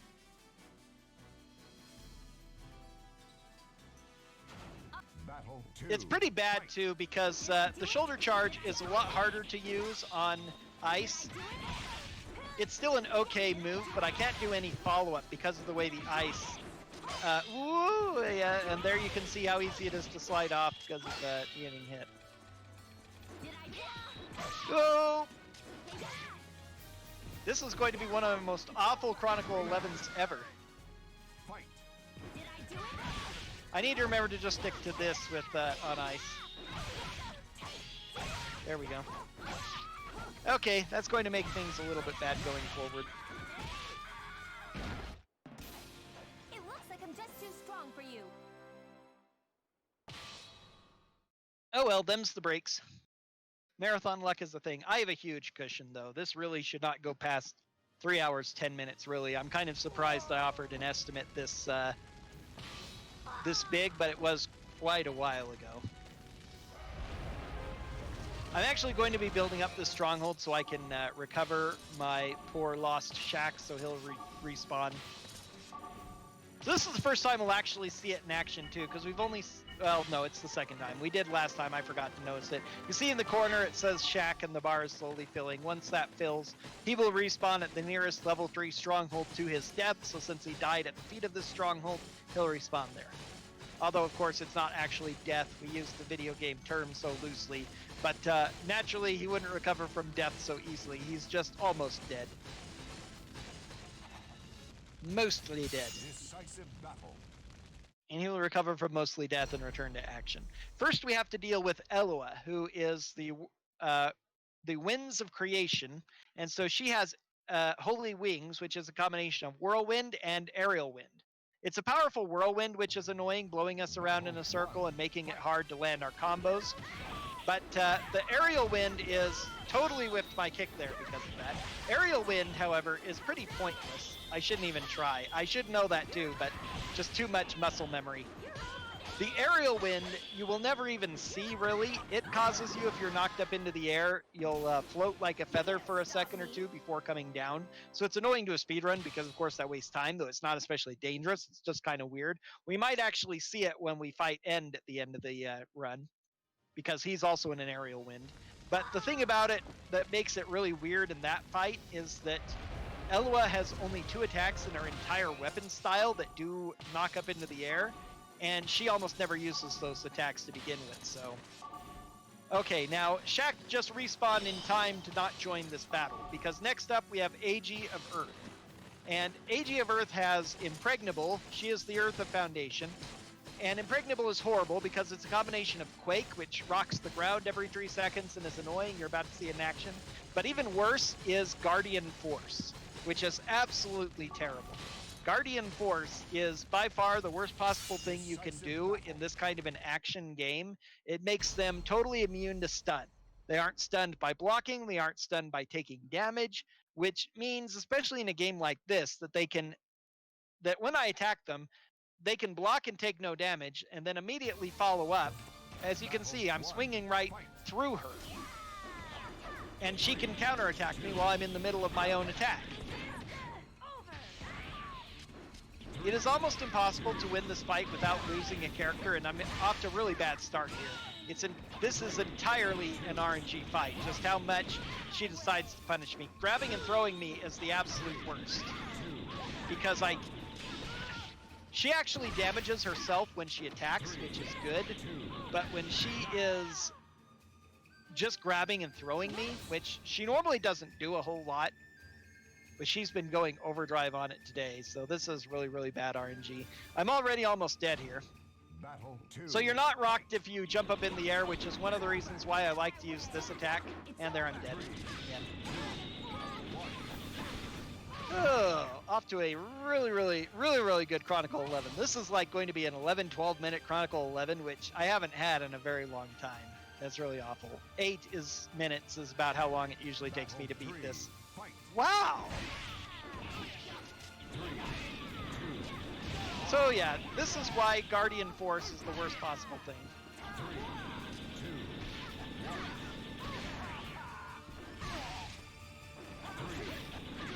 Come on! Okay, lost 3 characters to this nonsense. Oy vey. So usually I almost always lose 1 character. Occasionally I lose 2, and then it isn't worth it to build up this stronghold, but with only 2 total characters left, it is totally going to be worth it to rebuild this other stronghold. Good news is when she swings, she damages herself, so eventually she will kill herself, especially against so many. Oh yeah, finally. Wow. I have not gone this bad in maybe forever. I don't know if I've ever lost 3 characters before.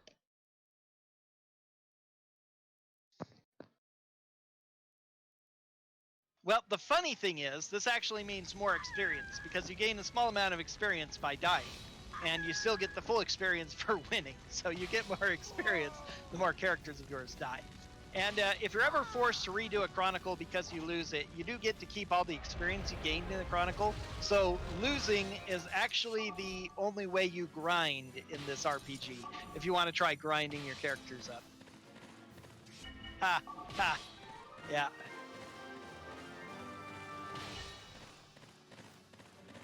Okay, so now those 3 will respawn long for. Finally, we have Luna, and this is our final Luna fight, Luna 4, and she is in a wimpy reserve offense up, which is not a very intimidating mission. It's a weird sounding mission. What it means is the more her hit points go down, the more her offense or attack or damage goes up.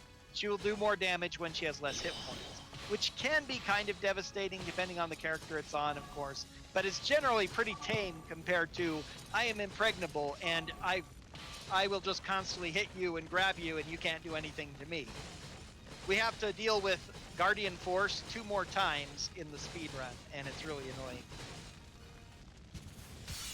Decisive But battle. this is our final fight against her and our first introduction to the spirit swords in the actual Chronicles of the Sword storyline. But not the last time we'll see them. Of course, we've been using Soul Calibur this entire time, but hey, look, her sword's familiar. So you've come. This time, it will not be like our previous encounters. See if you can defeat. Hey, nice. Look, I've this got one too. sword. Battle 1.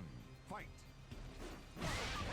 It gives you the option to change your weapons, of course, but for the most part, the weapons you're wielding don't really affect the story of Soul Calibur at all.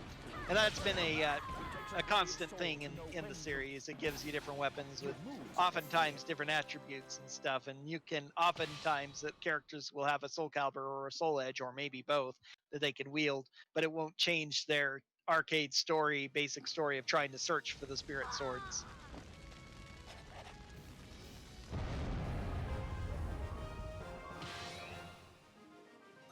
If you bring Gerardo to that fight before the final battle against Luna, he'll ask her if she knows anyone named Mooncalf, which she doesn't because she was lost as a child, but that's part of our little bit of hints that Luna is Mooncalf's daughter. Also, back in Chronicle 10, when we defeated Mooncalf, she, with her dying words, was actually to whisper Luna's name. Let's see, what are our levels? I'll go ahead and give it to Shar and let her do it. So that's where that comes in. But it's pretty interesting that including your characters, other characters, main, actual story characters in your party will give additional dialogue and stuff. Not that we want it during a speedrun, which makes just another good reason to only use my own custom created characters, but it's a thing. Shows that there is definitely a lot more potential in this game that it got. It definitely, the story is pretty light, tactical JRPG style. It doesn't go into a huge amount of detail on a lot of things. It was only intended to be a game mode within another game, and only a small part of it. But it's definitely got a lot of potential for more, and I'd really love the mode re-upped in a new Soul Calibur, or a new HD remake that of just this game mode that makes it better, yada yada, something of the sort. It really deserves it because it's got a lot of interesting potential in it, especially with these missions. They're especially when they start adding the combination missions. There's only a couple more times in the game you'll see them, but adding a couple of these combinations together could be really interesting. And just the idea to make custom maps with custom mission setups and things is just such an interesting idea. Poor Shaq's taunt is so long he doesn't even get to finish it. Battle 2. Fight. But all we really need to say is spin to win.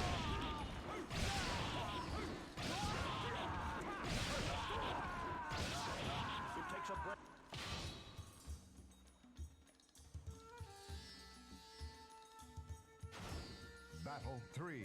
Fight.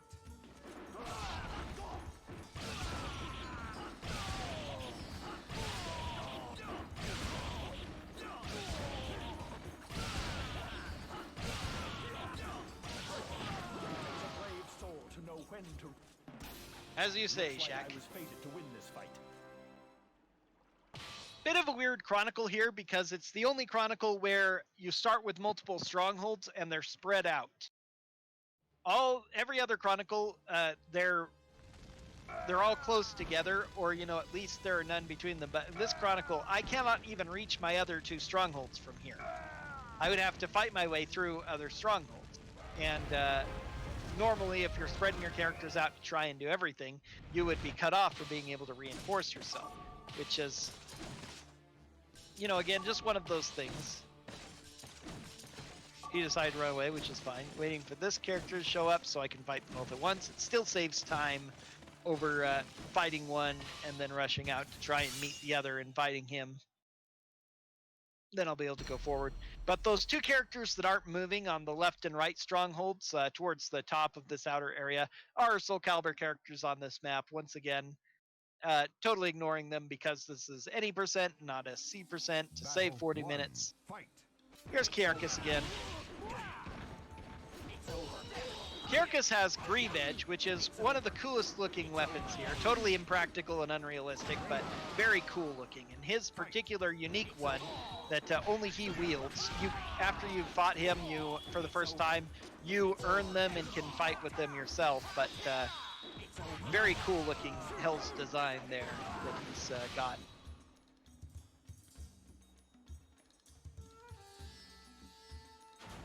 Battle 2, fight. It's over. Grieve Edge is the closest thing you have to unarmed fighting in this game. Was it? Okay, that was easy.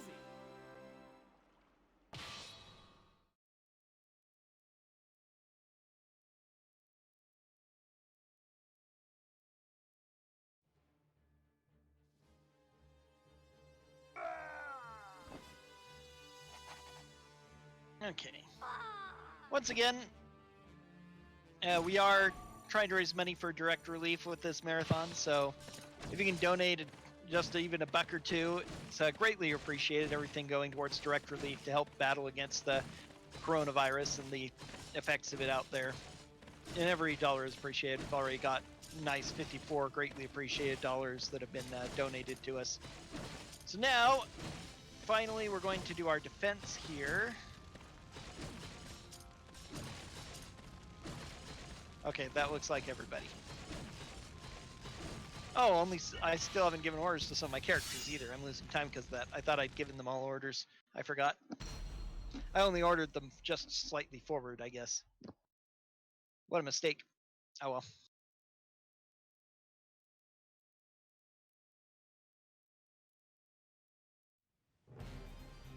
Battle 1, fight.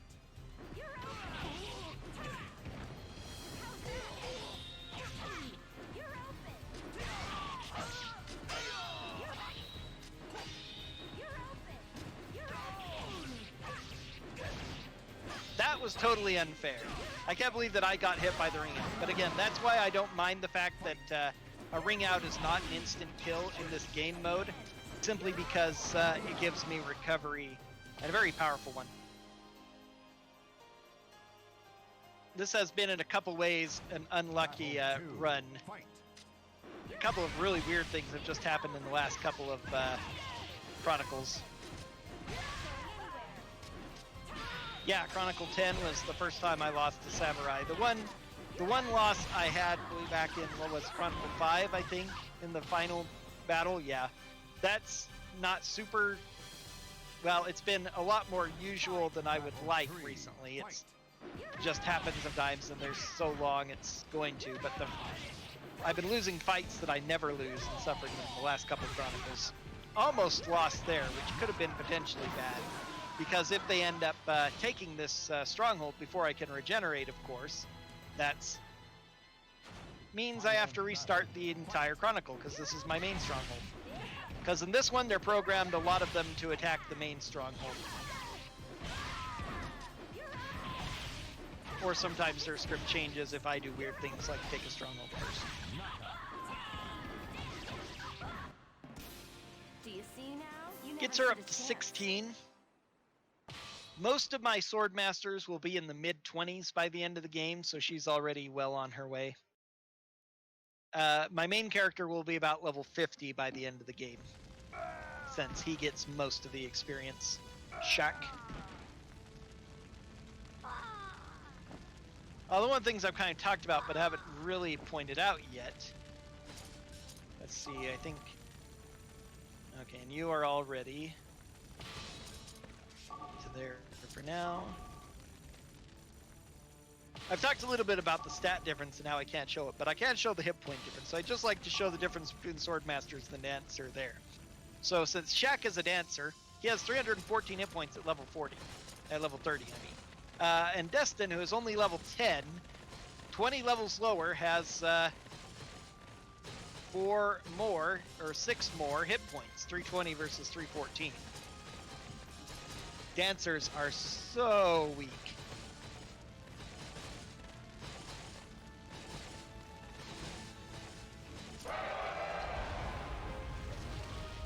lot of enemies on this map. They're mostly front-loaded, so now we just have the slow times of taking a couple of big strongholds for the most part. 3 more enemies to get through, including Rowan. This is technically the second time we meet Rowan, but even though he's the boss of Chronicle 5, way back then I mentioned that we ended up not fighting him because he is the one boss in the game who does not wait inside his stronghold. He's not the ultimate boss of this map, though. That belongs to the queen of Dalkia, Aurelia, who is one of the most absolute pathetic final Chronicle bosses in the game. She is a complete and utter joke, as you are about to see. All units above level 10, that isn't bad at least. And again, that's one of the nice things about dying is I'm getting a little bit of extra experience I normally wouldn't. Not a huge amount, but it just makes every preceding fight a little bit safer. Now, strangely, even though he doesn't when he's supposed to be the main Chronicle boss, Rowan, this time around, even though he isn't the final boss, he will not let us cheese him by possibly fighting him in the field. He is actually going to start battle for me, which I'm going to take advantage of coming up here. I won't hold back next time.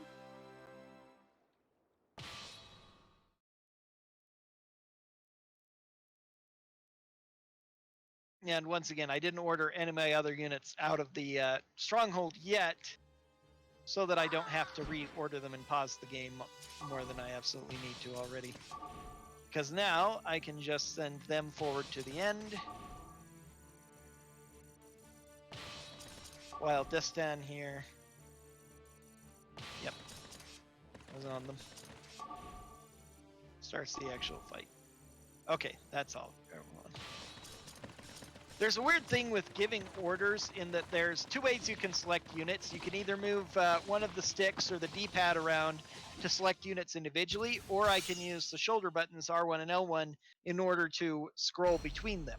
And it scrolls through them in a specific order, and it's one of the trickier parts about guiding this world map section is that they're completely independent of each other. It keeps a memory of who I've selected with the R1 and L1 always starting on my main character. So the first time I hit R1 on a map, it will go to my second character, and if I were to hit L1, it would go to the final character, the last character. And then choosing the opposite would go back to the first character. But then if I move around and spend the next 10 minutes ordering my units around with the stick, it will still remember who I last selected with R1 or L1, rather than go to the next person after the one I ordered with the stick. So, especially after battles, I can sometimes lose track of where I am if it's not on a character I want to give orders to. So especially if I get caught up in some sort of exposition that I always do when I'm speedrunning, even casually, I might lose track of where I am and lose a little bit of time. It's hard to keep focus on the thing for the 3 lovely hours that we're doing the speedrun, or 4 or more if I'm doing a longer category.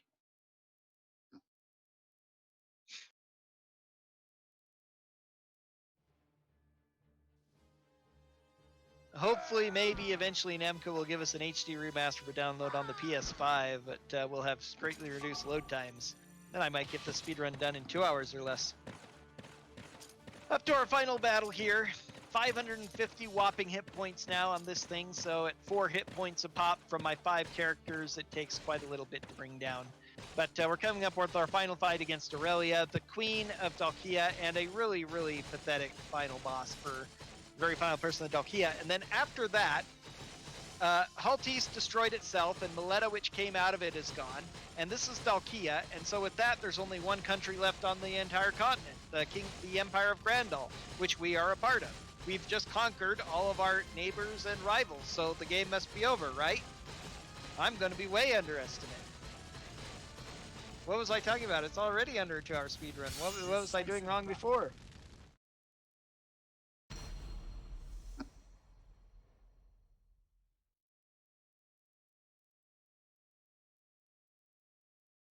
Problem is with these load times, that joke is going to be left hanging in the air for a long time. This line too. So, you've come. It's not the first time we've heard it, and it won't be the last. You shall pay with your blood. for daring to defy me. Battle 1. Level 43, and I just four-shot her. She is so pathetically weak. It takes a brave I have soul to lost know to her when with to- any character exactly once when I literally had so few health left she got a lucky hit on me. And I've also beaten her with almost no health left, but just once that she did beat me, she got a lucky strike in when I was almost dead. She is so weak, and then she takes time to curse us.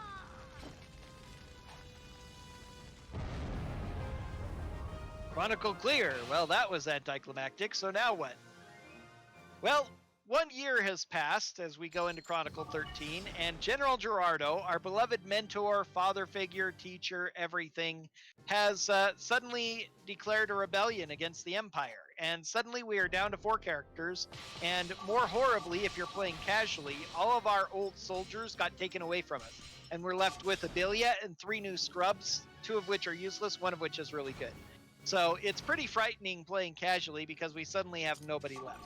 Especially if you're trying to take out all enemies, because there are actually 3 Soul Calibur characters on this map. Down here, we have both Keelik and Xianghua in this stronghold. And then in this stronghold up over here, we have Maxi.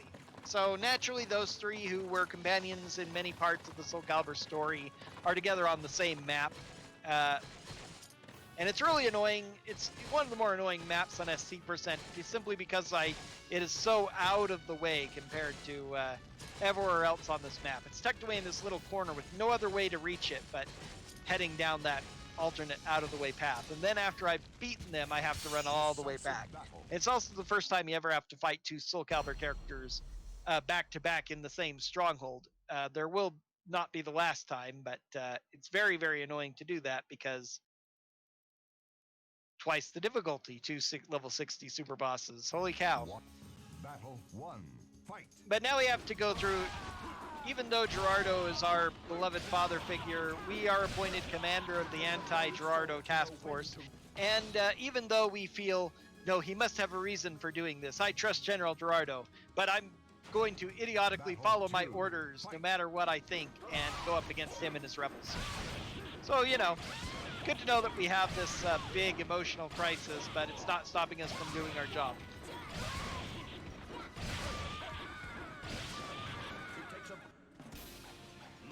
Abilia, of course, is totally lawful stupid alignment and will gladly chop down anyone, no matter who it is, if they betray the Empire and rise of rebellion. So, up against the traitors with this wonderful purple flag. This is certainly going to end well.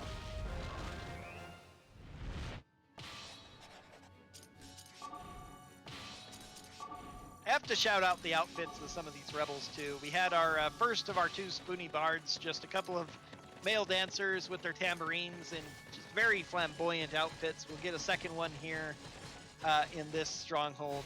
We also, there are numerous battle maids under the employ of General Gerardo amongst the rebels for some reason. I guess these maids, like Kimika here is one of them.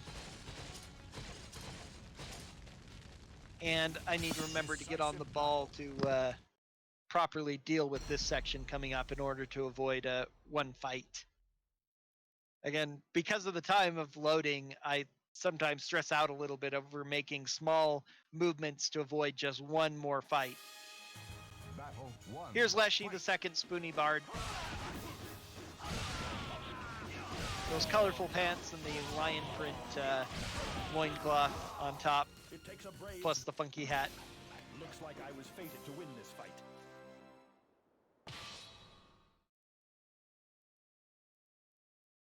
Level 34 already. It's probably about average, but it just feels actually a little high, which is kind of nice. More levels is better, but it's not like you get a random amount, so fortify up.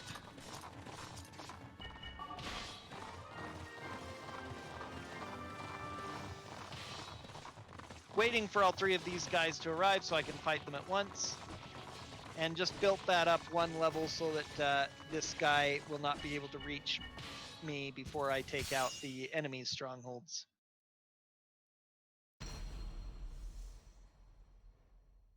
couple of these guys running out to fight against me, but luckily they'll never reach me.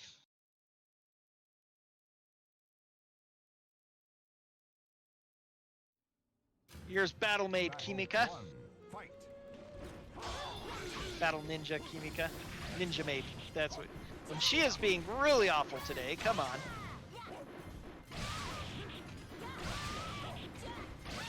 Ring out. It takes a brave soul to...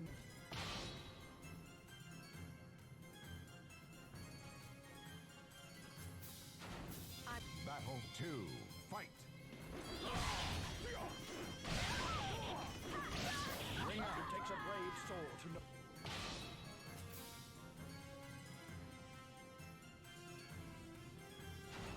Time. Final battle. Fight.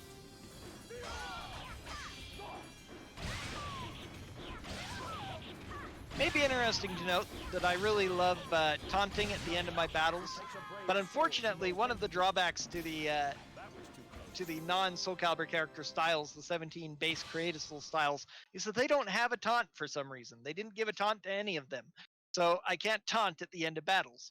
It's just something that I do because it's fun. It's something I never otherwise get to do, but except at the end of fights, because you don't want to taunt in the middle of a battle, waste time, and leave yourself open.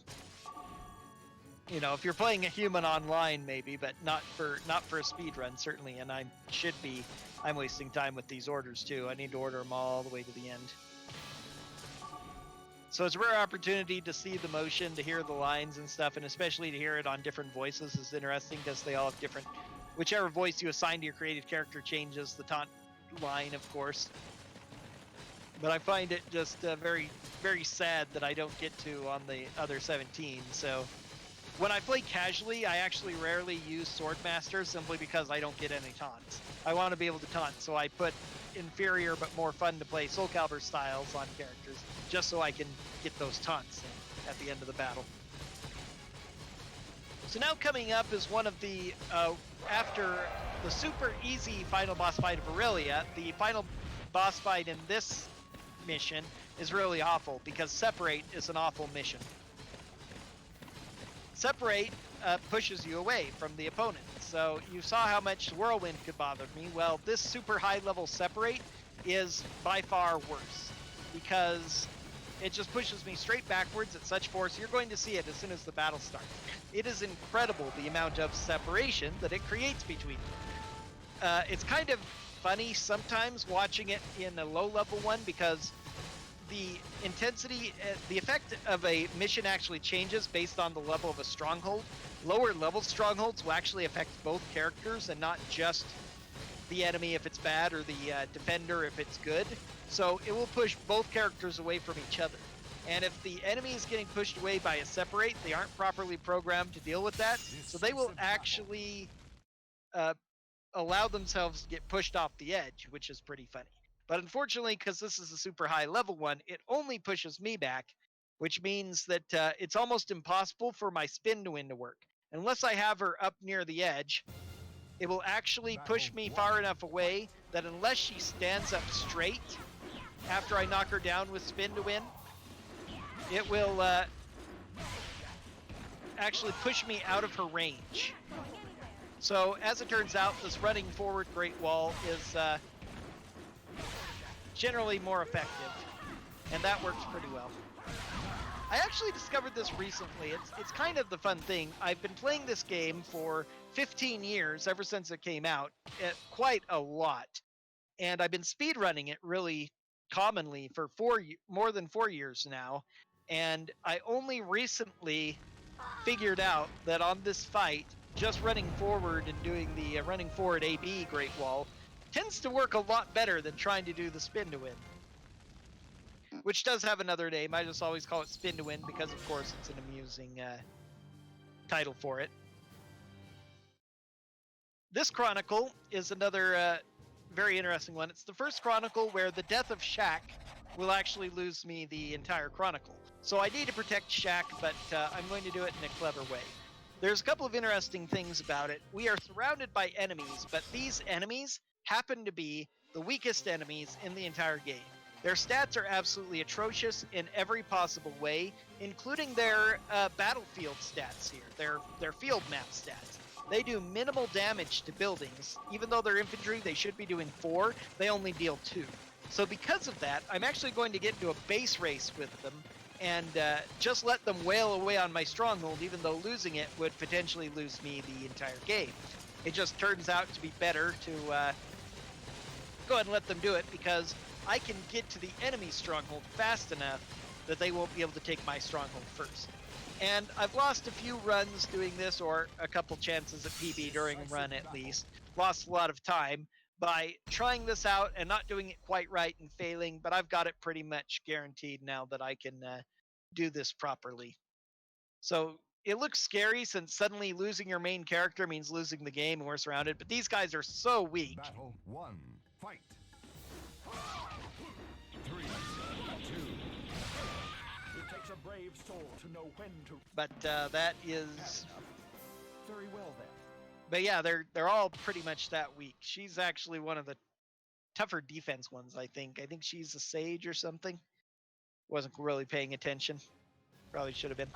But a couple of these get like 2 or 3 shot by my dancer. They are only level 14, but I fought level 14 generics before. Now normally I wouldn't want to run all my characters forward into a battle where I'm going to be waiting, but this is part of the thing where I'm base racing. I need to get as much forward momentum as I possibly can. So I'm going to wait for these 5 all to show up so I can fight them at once. This is a balance between real-time saving time on the speed run and saving virtual time in the game by not allowing too much damage to my stronghold. I could potentially waste more time by starting more fights, waste more of my real time, but ensure that my stronghold won't fall by defeating them up in groups as I met them. But I finally figured out that if I rush everyone forward like this, I will just make the deadline before they take my stronghold with their wimpy little swords. Battle 1. Fight. You're over! You're over! Ring out. One thing I've been noticing in our tracker is we do have a bonus game coming up in a few hours, a couple of runs after my run finishes in another hour or so here, so definitely we need to get some donations in to match that if you want to see more Speedyfists fighting game speedrun content, so please donate for that. Fight. Back to this, I am fighting with this character because she's the lowest, Rukia is the lowest level at the moment, and I'm trying to get her levels caught up a little bit. Battle 4. She's already up to 15. These guys give a surprising amount of experience for how weak they are. The experience isn't always fair or just. You do get a lot of experience from defeating Soul Calibur characters, but not nearly as much as you do from some enemies later on in the game. And for as weak and pathetic as these level 14 characters are, they seem to give a really decent amount of experience. I got about 300 there. You get 1,000 again for Soul Calibur characters, so it is more for them, but it's almost a third of what they give, and they are so much easier. Now, there are 2 Soul Calibur characters on this map as well, and again, another unique thing about it, these are the only Soul Calibur characters who have conversations with the other characters on the map. Whenever you fight a Soul Calibur character, they always have a line or 2 of dialogue that's generally a copy of the things they say before and after combat when, you know, in the regular arcade mode and story mode and everything, when you're playing the basic arcade game of Soul Calibur 3. But Mitsurugi and Taki here, other characters will start talking when you get involved in them. When you fight Mitsurugi down here in this place, the boss of the enemy, Ignis there in the main stronghold, will actually suddenly cut in with a line, "You can have this one." He seems to be suggesting that Mitsurugi is a mercenary that he's hired for this fight, which makes sense if you know Mitsurugi's character in Soul Calibur lore. But if you fight Taki, who is over here in this stronghold, she will warn you not to get involved with that sword, and then Abilia yells at her, "Get out of the way," and then Taki says, "Oh, your eyes, you're obviously possessed by the evil sword. I must put you down," which Okay, I don't think Avilia's crazy, but I don't think she's possessed by Soul Edge. But, oh god, that looks scary, doesn't it? Am I really going to be able to do this? Uh-oh. So it is pretty neat. It's kind of weird that it's the only Chronicle in the game where they do that. Adds a little bit of flavor and stuff. It would be a little bit more interesting if they had in a couple other places, but it's just one of the many quirks added to this game. Now remember, if this reaches 0, I lose and I have to restart this whole Chronicle. And that's looking pretty scary, isn't it? That's looking really scary. Oh, I made it. Won't be the last time we're going to have a nice, super scary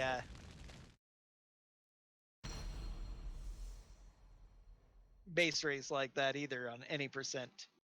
I've actually now routed a couple of fun base races into my any percent. Battle 1.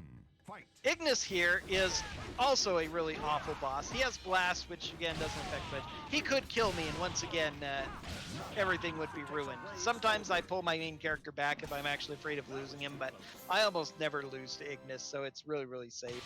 If I was feeling paranoid, I might pull back, because if I die again, I do lose the Chronicle, I have to restart it, and that's a huge time waste. The worst part is that if I did die, I would have to finish the fight against Ignis with my other characters, and then it would be over. And even though I fulfilled the victory condition, since I fulfilled the loss condition as well, loss condition takes priority. It's very annoying.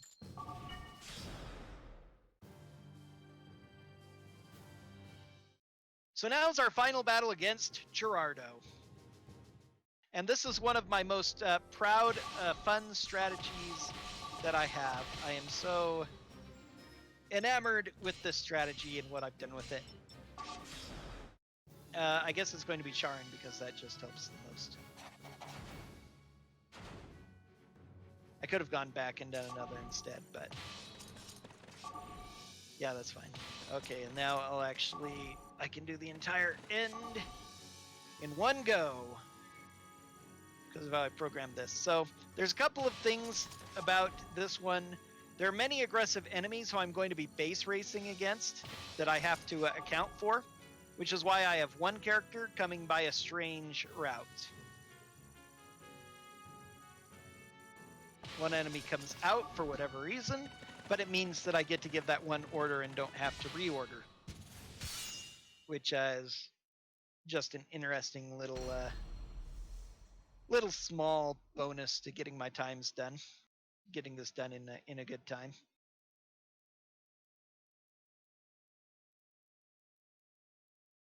Now, way back in Chronicle 2, the first time I fought Gerardo, I mentioned that there were two characters that he had in his army who I could potentially recruit by defeating. And similarly in this one, there are two characters that I can potentially recruit if I defeat them, if I defeat one of them. I don't get both, I only get whichever one I defeat first. But when they join, they have a huge amount of dialogue. The other ones, if I were to recruit them, it's only like a line or two. It goes by really, really fast based on how fast I can mash through text in this game. But there's actually about 10 seconds worth of text that I have to match through in the next Chronicle when I recruit my potential guy. So I have actually spent more than 3 years trying to figure out a way to not fight them and utterly failing, because there are just so many enemies and my stronghold is so weak. I couldn't win a base race. But now, I hope that I went back soon enough. There's a couple of things I have to do here.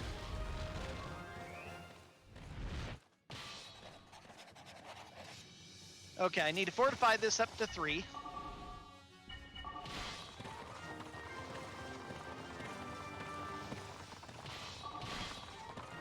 This will prevent these two cavalry from being able to reach my main stronghold for a while. Now the other thing I have to do is to defend and build up that stronghold right there, and this is actually kind of bad. I needed to go a little bit faster, but I should be okay, I hope. Because at least the others are here yet, but God, this is going to be so close.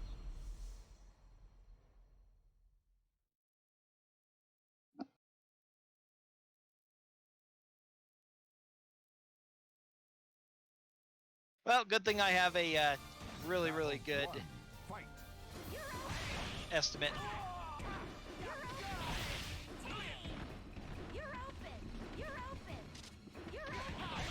The one thing I haven't done for this new strat that I've developed and done a few times is figure out the optimal time at which to pull away by one, Final battle. Fight.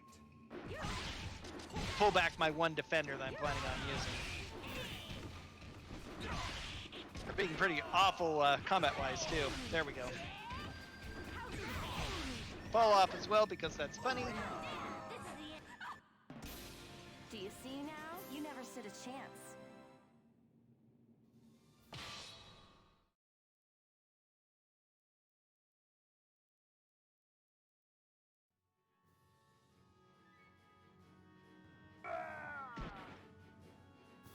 Okay, you need to fortify this up to 3 now.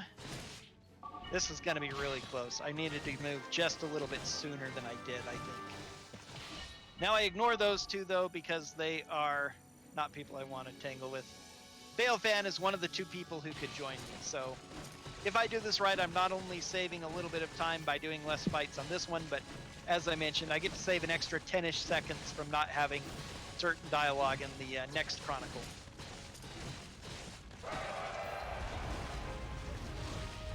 That's where it makes the most difference, but it's going to be really close. The biggest problem with this one is that the enemies are a lot stronger than they were in the last one, and the reason I can really get away with it is that my stronghold is actually bigger than the enemies. But this time, I only have a level 4 with 400 hit points, and the enemies is level 5 with 550. So that's an extra 150 I have to get through with my... Luckily, I have 5 characters. Each doing 4 per hit, so that's 20 per round of hits. So that means that I have to do 23 rounds of hits to finish it off. A couple of these guys are going to reach the same time, and they do 4 to the knights do 6, I think, per hit. Like Rudiger, luckily they're so slow it's going to take forever to reach. These other 3 are just infantry, so they'll only do 4. Oh, they're only doing 3. Nice. That's why I can get away with it. Yep. Rudiger is going to do a lot more, though. The cavalry, these cavalry also do 3. Rudiger is going to do a lot more, though.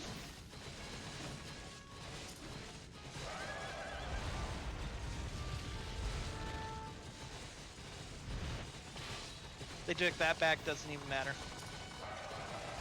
2 Soul Calibur characters are sitting out in the open here. Voldo, you can see a bit of his sun mask there. And Yoshimitsu, you can see a bit of his squid face. It looks more like a skull just zooming in there, but it's very, very squid-like. Now, the couple of interesting, unique things about this battle, it is the, I'm just barely going to do it. Yep. Whew. That was close. Decisive battle. Yep. Let's see. Oh, yes, 28 rounds, not 23. You are correct. My maths failed me for a second there. It's 27 and a half-ish, really. But anyway, here's our final battle against Gerardo. He is our second Guardian force. So he's a pain to deal with. Luckily, like Eiji, he has a weapon that damages him. Luckily, we don't have to worry about the Quake, which makes things a little easier. But his stats are so horrendous. He is impossible. I've never killed him with 1 character. And if I get lucky, I'll kill him with, it'll take me, I'll only lose 2 characters. If I'm really, really having a good day, I'll lose him with 1. But considering how fast that went, I doubt that's happening today. It's just not going to happen. I'm going to lose at least 2, I know. Fight. Luckily, he does kill himself pretty fast, but his stats are so huge. He takes so little damage. He has so many hit points, and not being able to stun him at all, and his ability to fight through being hit. And then they turn into counter hits when he does that, too, which is the worst part, because since he can attack while I'm in the frame of attacking, it counts as a counter hit. In addition, you know, he can do that after blocking, so while holding blocks, and he takes no damage. It's just so unfair. This is going really well, though. The other interesting thing is, every other fight in the game where I'm taking a stronghold, it will start with my main character. But on this battle alone, it doesn't start with my main character. It tends to start with whoever it feels is my weakest character, and always goes to my main character last, regardless of how weak my main character is. I don't know if it's, I think it's partially intended because they want you to beat him with your main character after you've used everyone else, because they know that this character is hard to beat with just one. Luckily, that uses up so much of his life when he does that spin. I'm getting slivers of life back again. Kind of knew that was coming, but I got loud enough. Ring out. Essentially, yeah. I don't know. I haven't timed exactly how much time it takes for those rounds or hits or whatever, but I just basically call it that because they do attack at the exact same speed. And so if you measure it, your units, if they all arrive and attack at the same time, you'll see them all hit in unison, and the damage will all hit in unison. But none of them are long enough so that somebody will, you know, get a second hit before another one lands or whatever. So I tend to calculate when I'm just looking over that in kind of the amount of rounds. So now we get the longest cutscene in the game and your biggest bathroom break or whatever. It doesn't look like we've gotten any donations, which is sad because this would be a great time for them if we did. You are strong, but you do not yet know where to direct that power. Right now, your strength is controlled by others. Think for a moment. For whom do you wield your power? For what purpose? And against whom? You must learn to control that strength yourself. Yeah, Otherwise, press F to pay respects to Gerardo. you will never become a true warrior. Oh, wow. What the heck? Oh. Who's that? That's Emperor Strife. He just stabbed and killed General Gerardo with, what is that? That's Soul Edge. What the heck is going on? Why does the Emperor have Soul Edge? We never know. We never learn. But after watching the Emperor finish off Gerardo, Abelia says, that's a job well done then, and goes back to the capital. And meanwhile, the rest of our characters feel very bad about what we've done. And we've decided, you know what? We're going to honor Gerardo by taking over his rebellion. So all of these rebels we've just been beating up these last 3 Chronicles, yeah, we're going to take over as their chief commander, including either of his lieutenants if we had defeated them. But since we avoided that, we don't get that dialogue. And voila, that's it. Otherwise, I'd be at this for 10 more seconds. Unfortunately, we only get 3 characters on this map for reasons that are totally unclear to me, but it really aggravates me. Yep. Also, yes, Emperor Strife has a really huge sword. I am totally not convinced that it's a Final Fantasy VII reference. Also, you know, just the name Strife, apart from the Final Fantasy VII seeming reference, Strife is a great name for a warlord who likes to breed war. Now, this is my least favorite Chronicle, especially on SC%, because you only have 3 characters. And it is, we've had mostly 5 characters for most of the game for the past, like, 10 Chronicles. Well, not quite that many. It started in Chronicle 9 was where we first got 5, so, but we've had it for quite many Chronicles now. And now we're suddenly down to 3, which we haven't had since Chronicle... Oh, yeah, but maybe that's the whole point, too, because, you know, it's not their company's game. But, yeah, Strife is a bad, bad man compared to, which, you know, much worse than Cloud Strife, even if you buy into the conspiracy theory that Cloud was actually the one who killed Eris. Battle 2.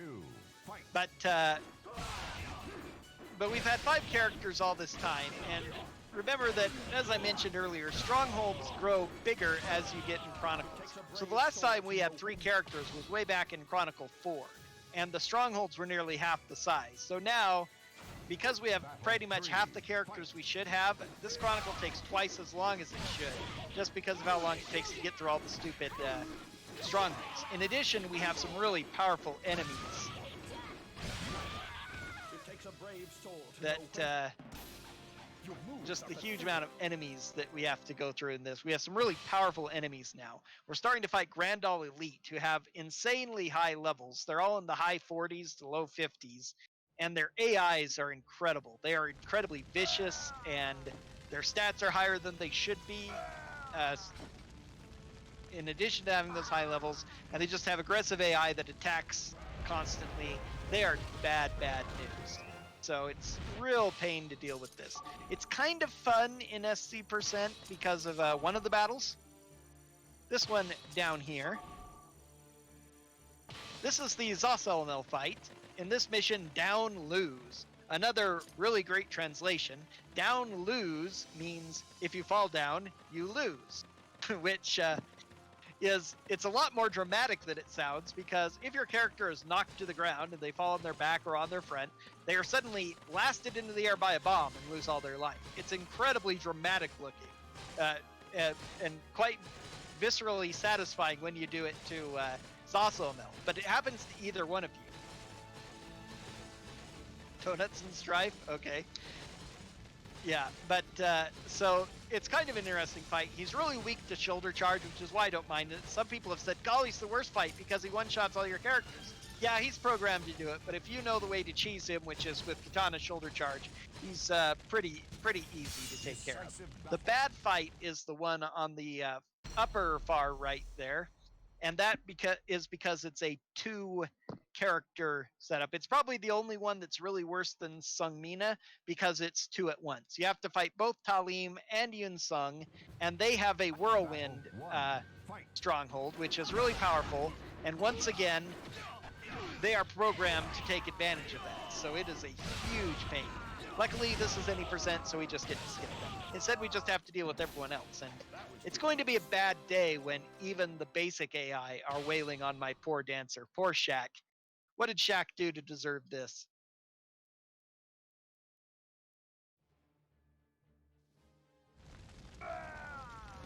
The one thing that Soul Calibur 3 doesn't offer, and it's got a pretty good character creation setup, not as good as the later games, and what it's really lacking is any kind of modern looking clothing. So it's really hard. This is the closest thing I could get to a jersey style thing for Shaq, was the sleeveless robe. You could actually get jersey looking, if nothing else, underwear style things for upper torso in later Soul Calibur, so I could make a real basketball looking Shaq. Yeah, he looks kind of like a Kazam Shaq, doesn't he? Alright, so now we're going to start fighting the Grandal Elite.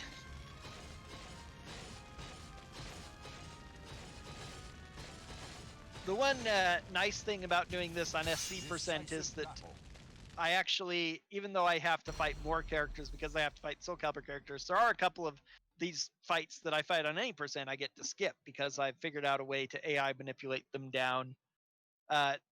Adjusting a strat that my #1 fan, my sister, actually suggested to me about 1.5 years ago. Jeez. Okay, she is so going to kill me. Mei Yan is usually... No, it's not Mei Yan. It's... What is her name? Mei Fing?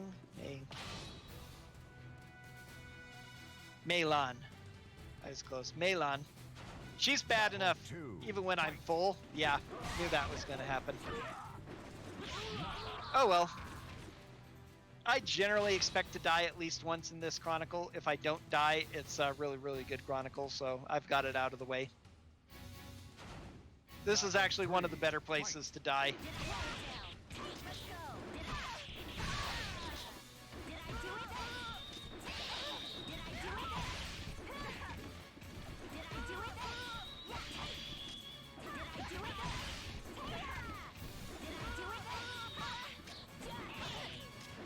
You are kidding me. Why didn't she go out? Wow. That is super unusual. 10 and 11 were really rough. Then I had pretty good 12, 13, 14, and 15 for the most part. And now 16 is being super vicious to me again. Okay, here's a lost Chronicle right here. Again, this is why I hate this map. I only have 3 characters. If anything goes wrong now, before my other characters respawn, I actually lose the Chronicle and I have to restart it over. That's a 10-minute time loss at this point. 6 so close to get here. Mumble and stuff. Oh well.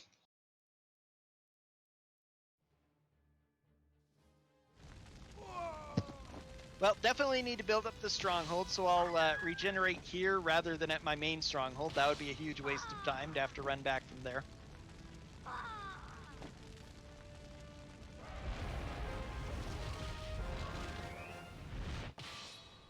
I have to deal now with Yukina and... what's the other one? It probably is because of the restream.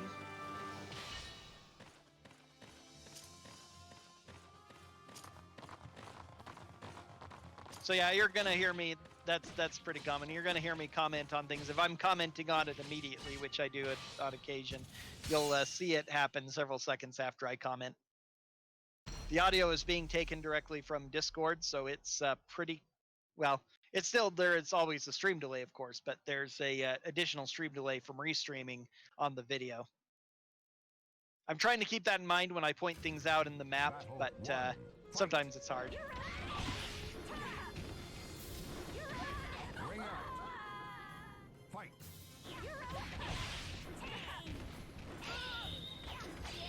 Tried to do a reverse shoulder charge on me. Why aren't you dead yet? Yep, 3 second spoilers. That is the way it is. It's always the funniest when you're watching these marathons that do that and you hear them call time and then the timer doesn't stop for several seconds and you're like, hey, is anybody listening? It's time, it's time, it's time. It's not because they're really slow. It's because of the, generally, it happens quite often that the audio comes in closer to real time than the video does, so. You're way too weak. And also when things start, of course, it takes a bit to get going. We start describing our action and we haven't done anything yet. But that's taken care of. Usually my sword masters are nearly impossible to kill, but I did lost one, so yeah, I call it 3 minutes early. Can't do that because the last fight is actually difficult. A very bad run, and I could potentially lose all my characters at once. Okay, just a couple more fights left, and then this pain is behind me.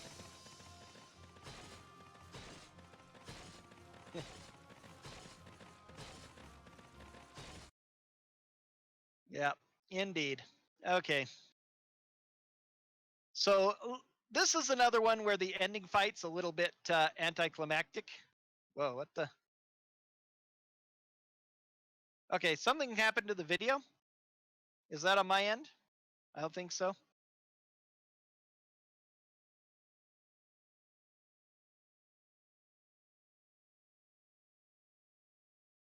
I'm going to pause here because, yeah, it looks like the stream's ended. Mine is still going, I think. What do we need to do?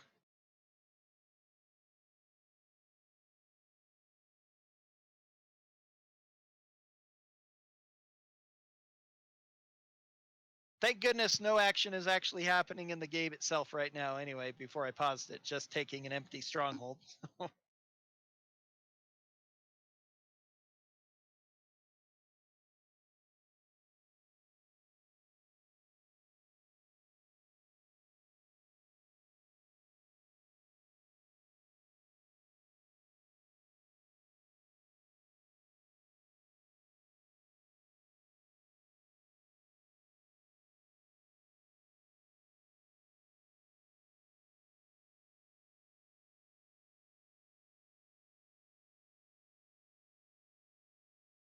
Yeah, I'm paused.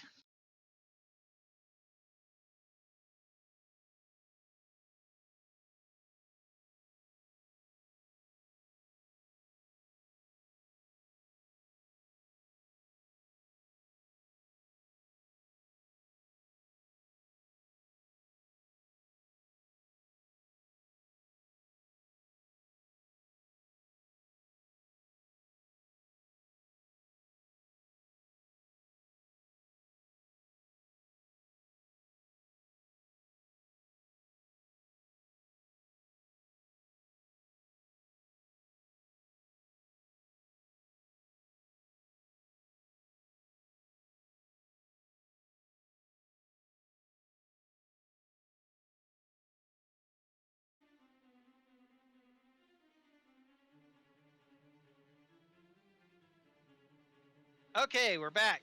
Yay. All right. So, to tell a good story based on comment that just came in. Oh, sorry.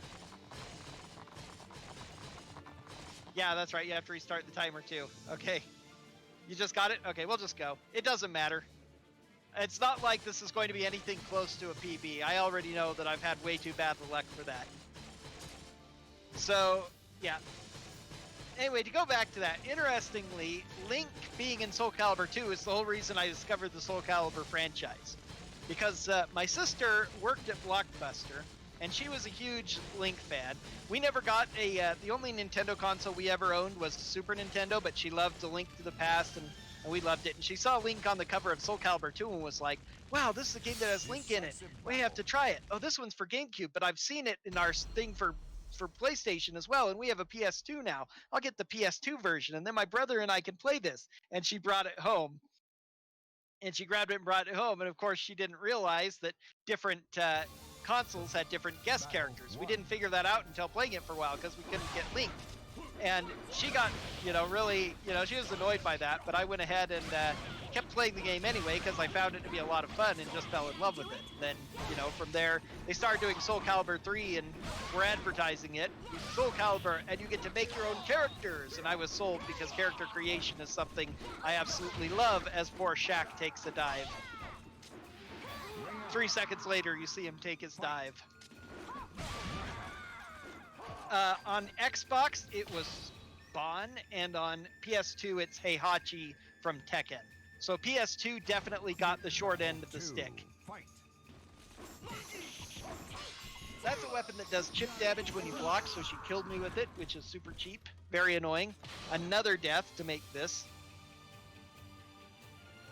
Heihachi is probably the just about the most disappointing guest character they've done. Oh yeah, I'm not doing I'm not a dancer anymore.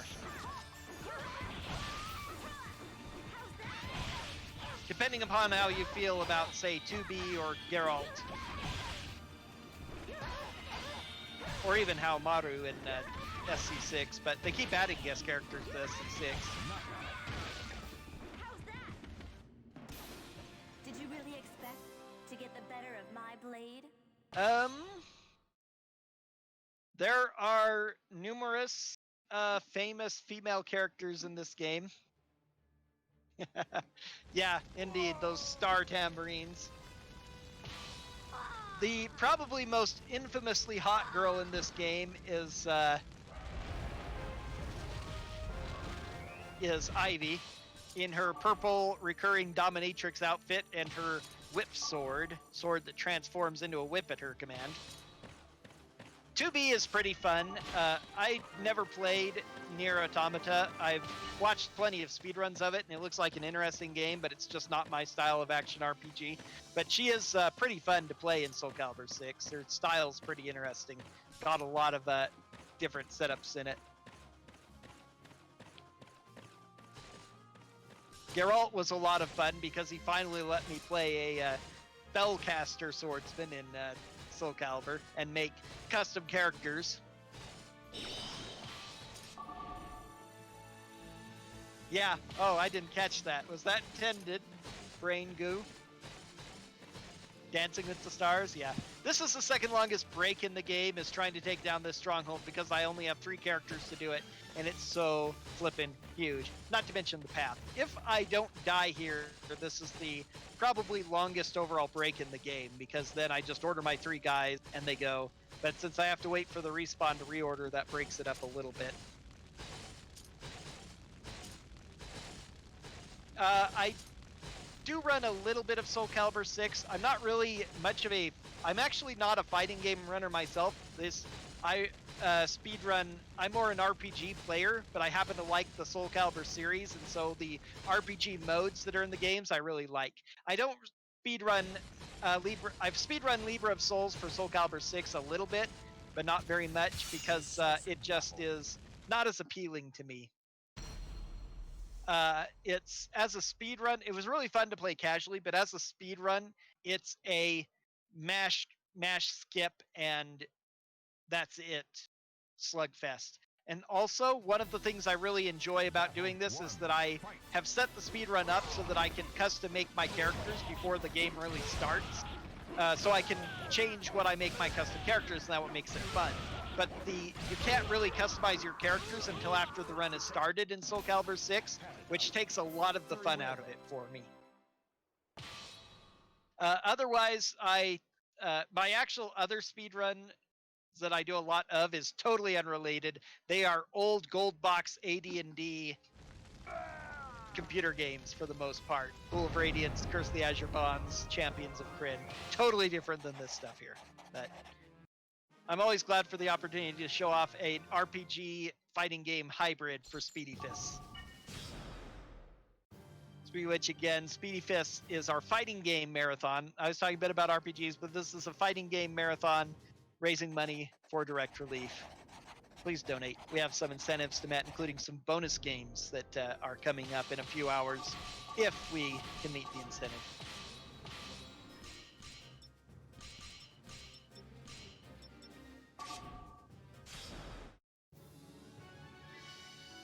Okay, so this one is the one time we will actually fight the Soul Calibur characters because they just happen to be along this route that is far and away the quickest, easiest way to get to the enemy with the fewest fights.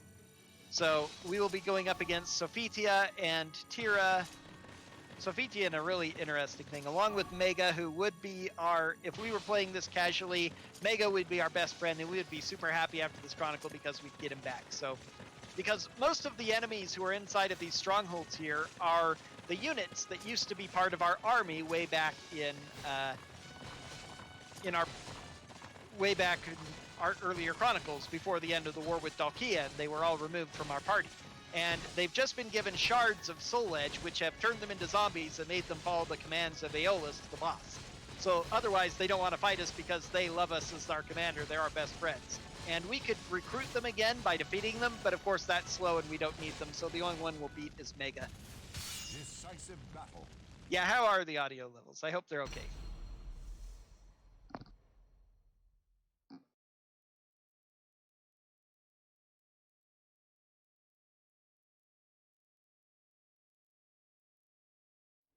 Good to hear. Battle 1. Fight. So this is a coin collector map, which doesn't actually affect the actual battle, and Mega is being awful to me again. There we go.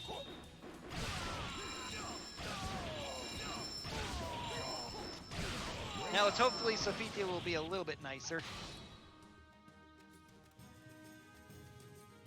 That's interesting. Battle 2. Yay, Sophitia decided to be nice to me. So that's Sophitia in her secondary outfit, which I really like a lot more than her primary one in this game. They took the blues out of it, which really ruins the look of her outfit as far as I'm concerned. It's very similar to her ones like in Soul Calibur 1 and 2 and 6 even, but just without the blue, it loses a lot.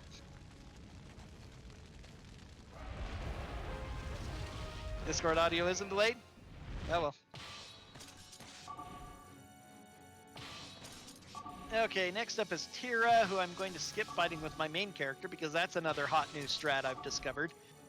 Dangerous when I'm low on health, but I'd rather not lose him because of the time required. Tira is in a kind of clowny looking outfit, makes her look like a clown. The psychotic ring blade wielding assassin. Once again, a totally unrealistic weapon, but pretty cool, especially in the way she wields it. One of the 3 characters new to Soul Calibur 3, but has definitely become a beloved member of the cast. And right before the battle, pull away my main character. Tira's mission is glue, which pulls you towards the enemy. It normally doesn't bother me a whole lot, but she is at level 60, high enough level, and as an assassin can practically one-shot me at the low health I'm at. And with the glue, it's a little bit harder to get my spin to win set up because of the delayed action. I am right there at her face, but shoulder charge generally don't care about glue. Battle 1. Fight. Glue isn't nearly as bad as separate. Oh, you're gonna see that and love it. There it wasn't it great? Fight. I love it when enemies jump out of the Do you ring on see their own. now? You never stood a chance.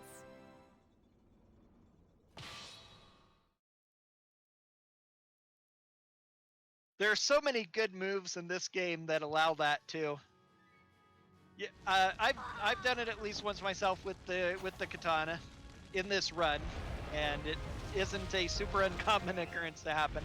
There are things you can do with the knight that do it. It's pretty easy. Chinese sword does it. Many others. Most of the Soul Calibur characters, the regular ones, don't have a move that does that easily, but Tira had found just the right time to leap herself out of the ring.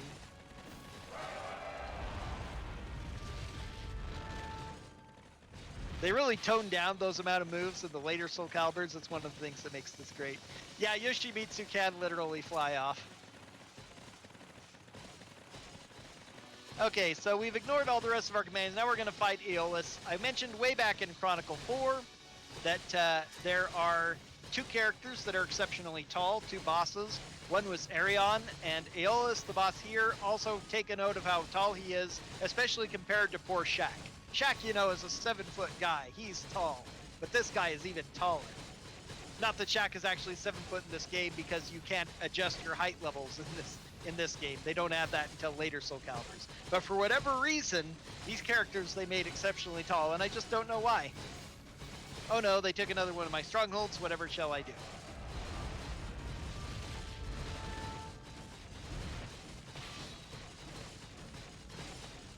All unblockable, again, can be potentially dangerous if the enemy gets really aggressive, but they usually tend to be less aggressive when they have that ability. I think that they programmed that in just to balance it, because otherwise it would be awful. Decisive battle.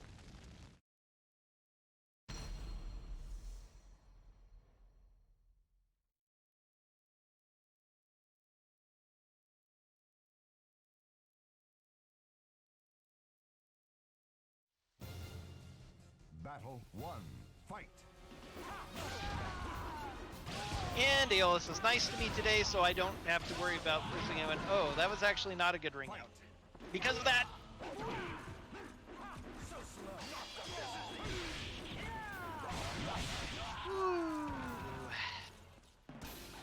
Looks like I was fated to win this that's the fight. one disadvantage to ring outs not instantly killing if they have enough health.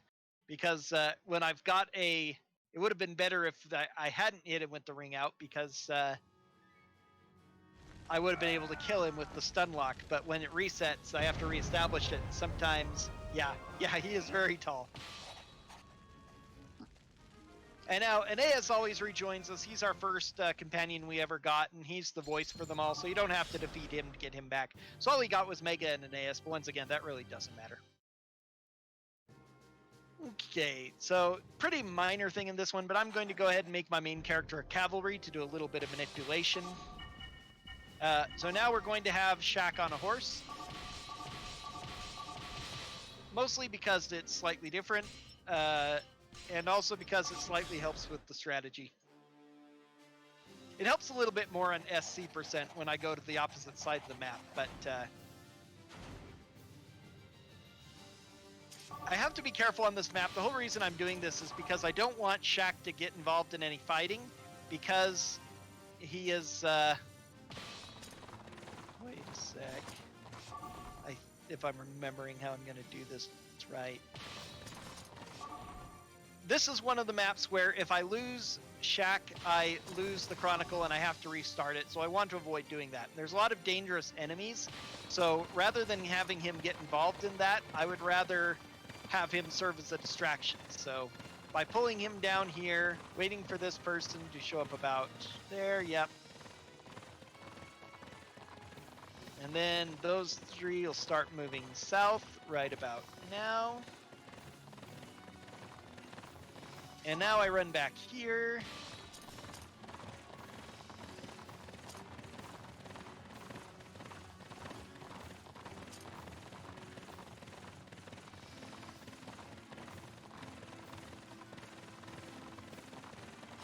She's got plenty of levels. Sharon's got up to level 28. She's gotten a lot of experience. I really don't need her to get any more experience. Definitely need to pull her away.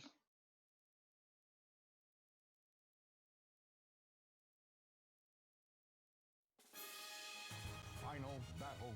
Fight. They're not... I might have gone a little bit too early.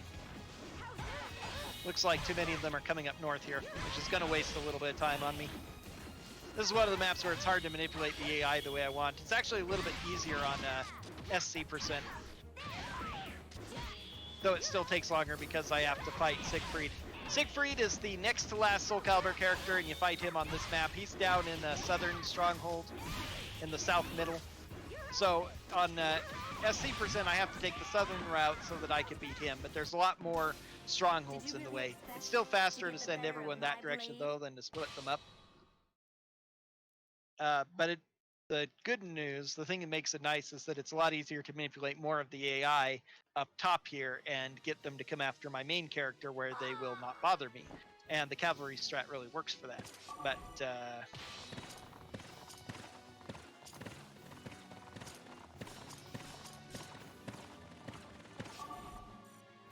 okay, no, I've got both of them coming, which is fine. And now I'm just going to wait here. Ryu's going to take some damage, but he'll be able to recover. So I can fight all these three at once again, and reduce the number of loading screens I've got. I need to make sure, okay, they're all actually in the combat. Now, it's kind of a weird thing. With the swings that they do on the map, they're actually very important motions because they don't count as being in the fight until they've completed their first swing. At least they don't against strongholds. It's actually, it actually doesn't matter for infantry. But if they are in the square but still walking into their place, they don't count as in combat. You have to wait until they're actually in the place. Now, here's Baldwin, who's level 3. All of these characters are mid-30s, high 50s, even the generic ones are in their high teens, but Baldwin is level 3. Battle 2. Fight. Very weird little thing, but it's actually a programming oversight of some sort. I don't know the exact reason, but I expect it's because this is our second fight against Abilia, and 2 of the enemies were Abilia's units in Chronicle 1, but they've been upgraded to mid-30s level instead of being level 2 like they were in the first map. And so I think that Baldwin was supposed to be one of those as well, but they removed him either on accident or on purpose, and because he was removed from that fight, he wasn't properly leveled up for this fight.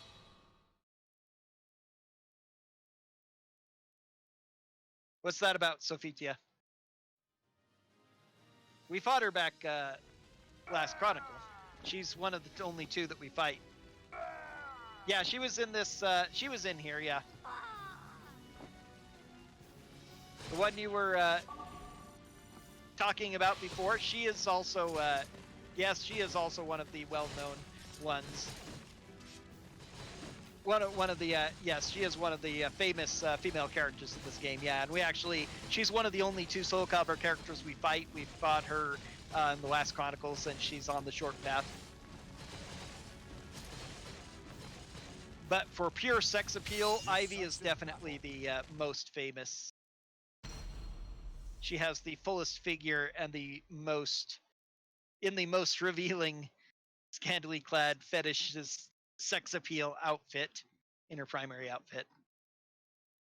But yeah, there are a number of other females too. Taki is another one that is very high on sex appeal and well known. Even some of the other girls, they varies from Soul Calibur to Soul Calibur how much sex appeal they put on the other girls.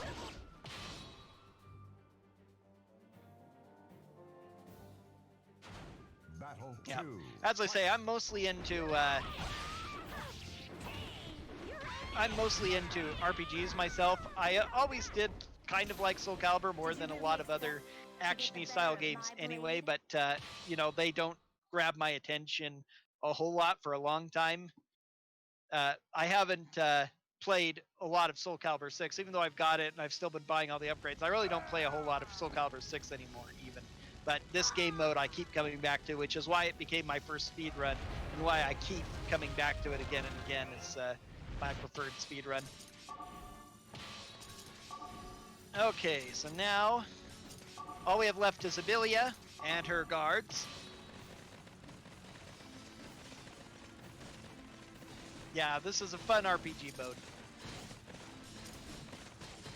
And a lot of good characters all around. They all have pretty interesting stories and stuff. They do a very interesting job. This game too, in addition to creating Chronicles of the Sword, it had the first it was one of the first fighting games to offer a more in-depth story mode than a basic arcade of you fight a bunch of guys and then at the end you hear the story of what happened.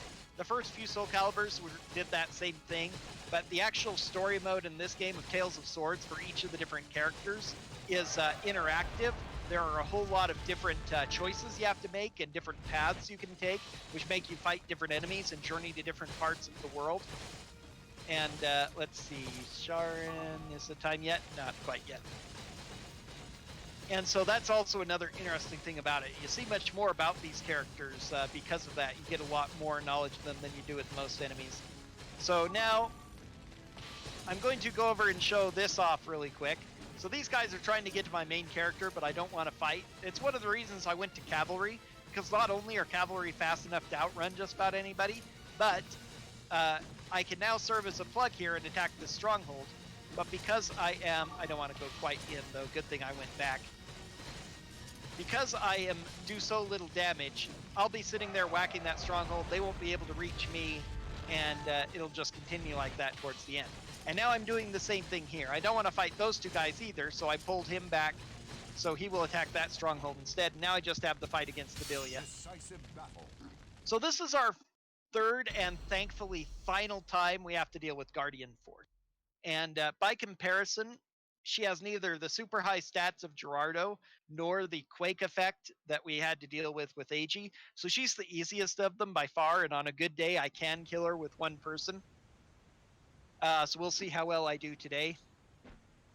It's actually a fight though where I don't lose a whole lot of time if she does kill me, but I will not lose against a traitor, even if we'll you. just see how I do. Knowing how it is, I might lose with all three people and then things get really interesting. It's over.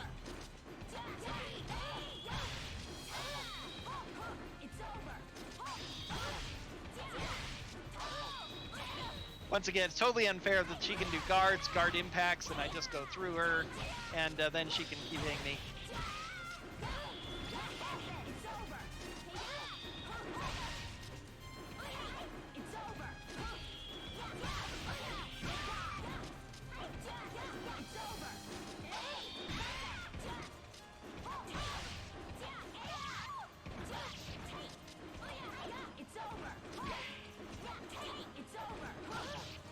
And that's one down. My life drained out.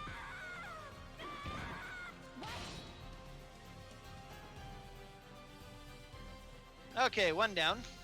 I have two more to get her, and she's low enough.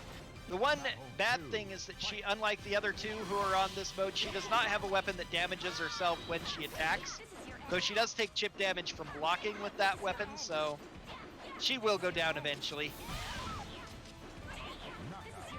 Alright, so I've taken her. Okay, the problem is I now have to deal with two more generics who also have the Guardian Force active on them, which means that I have the same effect. They're only level 18, but it can take forever to deal with them. So I'm going to try and get them to fall out of the ring here by running to the edge. Okay, that didn't work. I have a couple of tries left, though. Okay, and come on, they're supposed to charge towards me and leap out, but it's not working. Okay, I have one character left to do this. Battle 4. Fight. Come on, come towards me. Yep, that's right. This isn't working. Fight. There we go, come on. Oh, no. Okay, well, luckily my ETA is really good, so,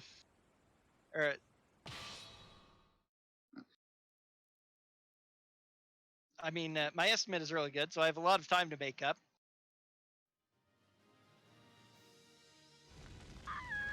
One death. Two death. Three death. Ah, you're spoiling the game, Shimegri. Yep. Yes, all you have to do is defeat Abelia. So I suicide because it's faster than trying to beat those other two. But it's the one time in the game you don't have to actually take the main stronghold. So yes, I do that, then I just suicide. So it doesn't matter if I died her or not. So, oh goody, we're in Chronicle 19. So we had an incentive which was partially met by other people and partially by me to fight the ultimate boss end here. Level 99 super boss.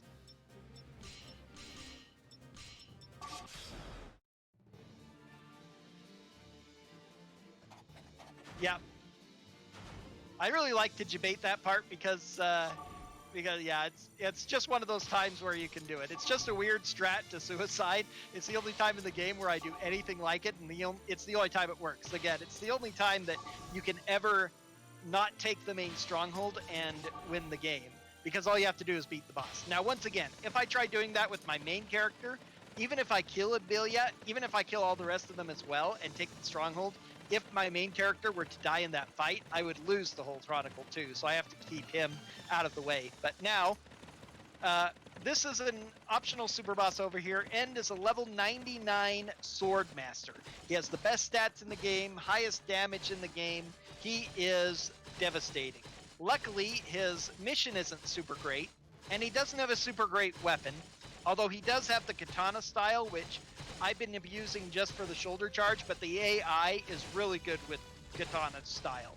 They do a lot of powerful, hard to escape throws and sudden attacks like that. Do a lot of really heavy hits. He can probably two-shot my dancer. Yep. But now you're about to see Shaq take down level 99 super boss. It's going to take a lot less than 2 hours, and if it doesn't, then Speedyfists is in trouble.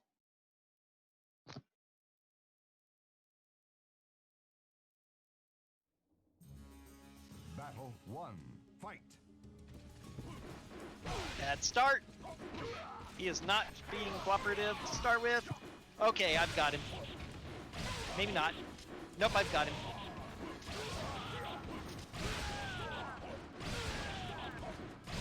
Spin to win combo for the win.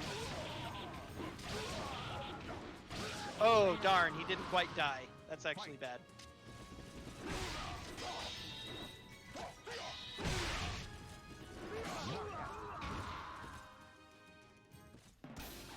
Looks like I was fated to win this fight. Okay, that is Super Boss down. Shaq greater than Super Boss. Yes, you didn't know it, but this was the sequel to Shaq Fu, his next adventure.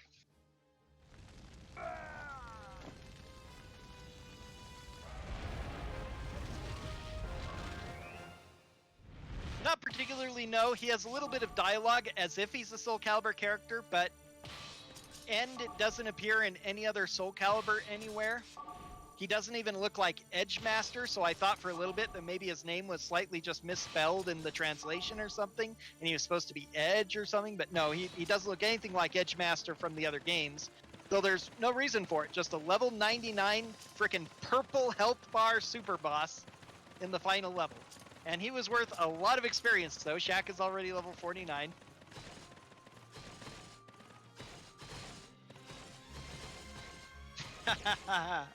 Yep.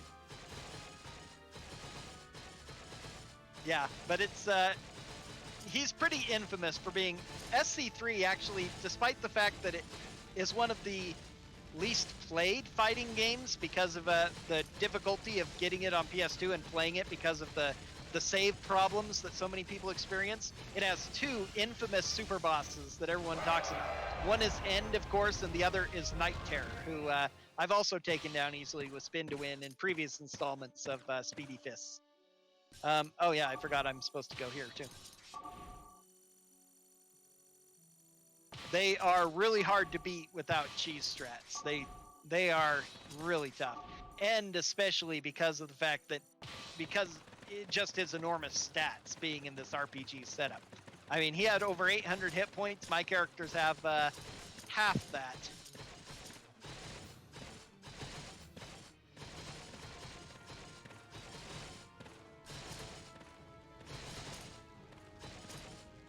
So our last Soul Calibur character who we're ignoring is Nightmare, who's a bit anticlimactic as the final Soul Calibur character because Nightmare is a good choice for it, I would think. But the problem is that each of the Soul Calibur characters has a class corresponding to the class that can use their skills in the custom character creation.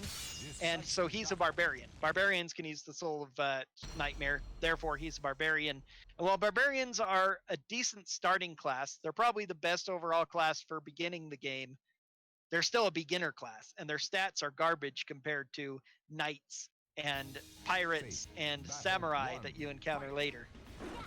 So by this time, a level 60 barbarian is not super intimidating, especially if you decided to defeat N first. This could go on for a while, but she will eventually get bored of blocking. Instead, she'll just kill me. Very nice.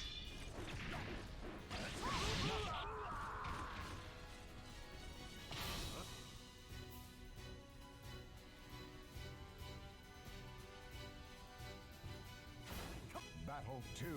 Fight. Yeah, no charade, and well, actually, you can fight charade in Soul Calibur 3 in the Tales of the Souls. There are a couple of different charades, some of them including charade that is only feet, using Grieve Edge. There's a couple of different little mini charades you can fight, but you can't use charade in Soul Calibur 3. Instead, the charade style character, the one that uses a random weapon, is Secret Hidden Boss Okadan.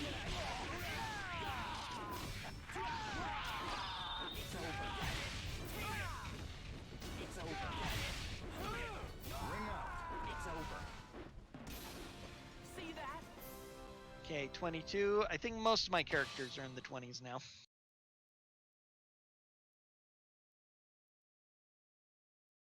Yep, but any high attacks automatically go over him. It makes him tough. Yeah.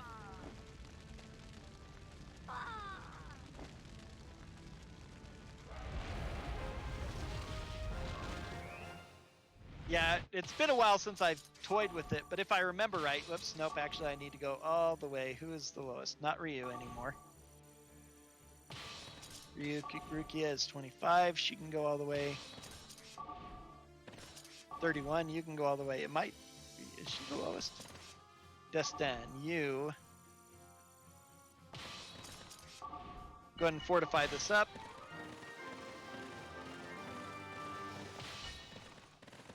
Yeah, the ancient weapons. You had to unlock those by either defeating him in that character's Tails mode or by completing all of his training things. It's actually easier to find the route to find and defeat him in the Tales of the Souls than it is to do all of the training missions.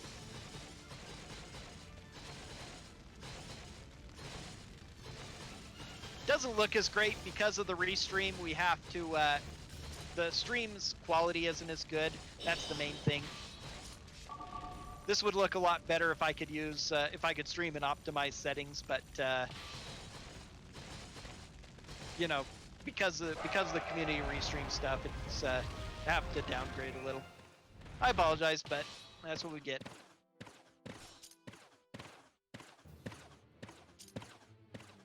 All right, so let's see. I'm running down south. Let's see, I only have one teens character. The rest are already in their 20s. That's pretty good. Feels weird for an any percent for my characters to be that high level, but again, I've gotten a lot of deaths that have helped me spread the experience out. Yep. Oh, Gall. Yeah, I feel for you if you decided to go through his training for, especially for every character. That's a pain. Final battle. Fight. Dagger, one of the worst weapons. The bombs are kind of fun, but that's about it. The actual knife attacks are all horrible. But if you played this casually, you probably had at least one or two thief dagger throwers and just spent a lot of time spamming bombs.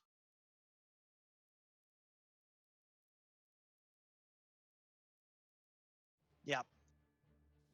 I've got a separate TV where I'm playing this on the monitor where I'm actually watching the whole stream and I'm seeing it too, and it makes me feel kind of rough, but you know, Oh, they give me. Anyway, I want to point out this wonderful bit of English over here. Cure Sapalit is the name of the mission for this stronghold where we never have to fight anybody. That's a combination stronghold of the Cure mission and the Separate mission. Yes, Separate was translated as Sapalit. Hooray for English.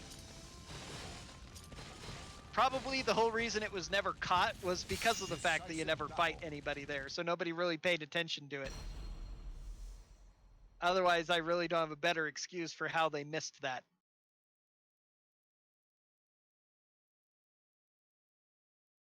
Already at 301? Whew. Looking like about a 312 then. Maybe a 315. Which is pretty darn slow for me nowadays, but still within estimate. I gave a worst case scenario estimate, and I have just about had worst case scenario on most of my fights. The end fight went a whole lot better than a lot of the other fights I've been dealing with today. That's kind of hilarious in hindsight.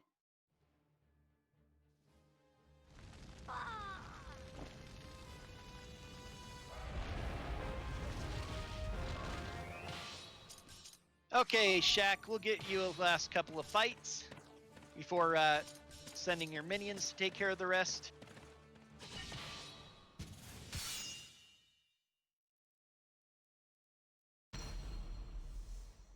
In this game, lots.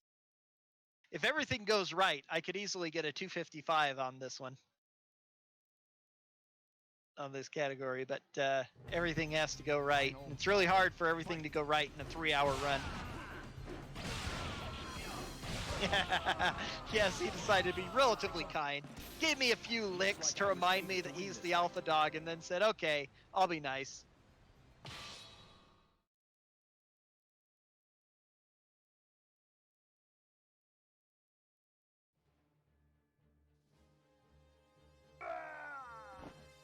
The funny thing is, these are generics I'm fighting now. Level 19 generic nobodies after fighting all those high level 50s and the level 99. They backloaded the generics on this map for some reason. And one of them, there are 4 standing outside here when the battle opens, but about the time you reach the middle of the inner city here, one of them suddenly decides, oh hey, I'm going to run in to defend the main stronghold because that's safer. All the rest of them decide to stay out in the field and get felled by you on the way in. Bring out. It takes a brave soul.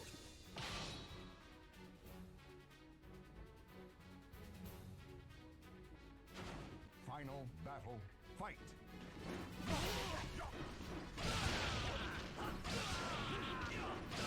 Bring out. It takes a brave soul. Looks like I was fated to win And this. Shaq tells us more about brave souls.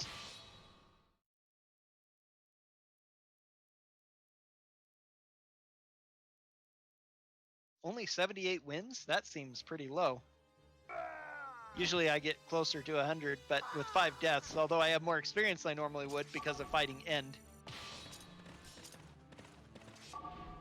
Yeah, that's another thing that I missed too.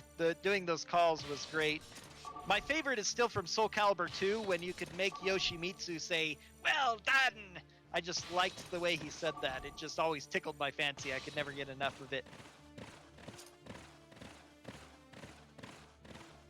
I just really wish that Soul Calibur 6 would let you create and totally customize your character before you started Libra of Souls. If it didn't, I would speedrun Libra of Souls. But some people do. Hopefully, his internet willing, Kronos will be running Soul Calibur 6 for us tomorrow, too, in this marathon. And there's many more runs coming up. They're going to be really great. And back to this one final time, Shaq is serving as a plug. He's attacking this place to prevent the enemy from defending their stronghold as they want to. They can't get through as long as I'm attacking. Yeah, always Yoshimitsu sounds... Yoshimitsu is living the good life. Here's our final stronghold of the game. The last Chronicle has no strongholds in it, so we get new strats and stuff. But first, we have to have our third and final fight against Chester. Yes, Chester. He survived. We knew that back in Chronicle 14 in the dialogue that I skipped through quickly.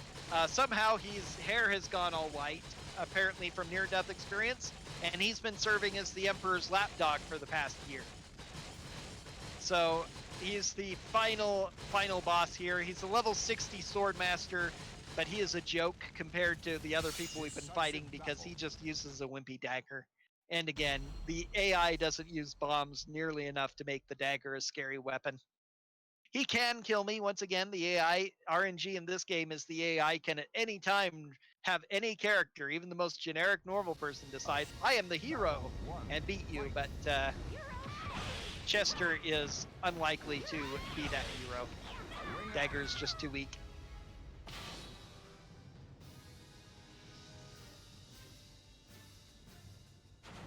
Battle 2.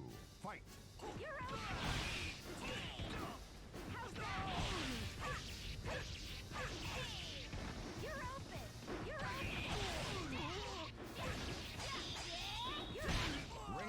That was fun.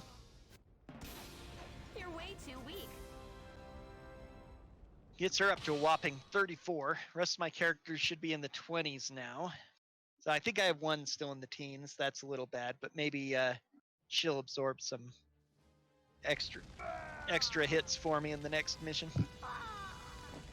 All right, moving into the final chronicle. We get to finally take down Emperor Strife, and our character says their only line of dialogue in the entire game. Shaq says, Shaq knew what he needed to do. He now knew what he truly needed to protect. But Shaq would no longer run from himself. Strife. Shaq quietly stepped forward.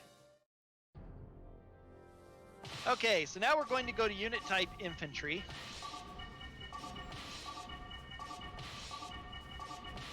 Because none of the enemies on this map move. So we're going to take advantage by that to cheese them in the field. We're just going to gang up on them in order to carve the quickest way to Emperor Strife.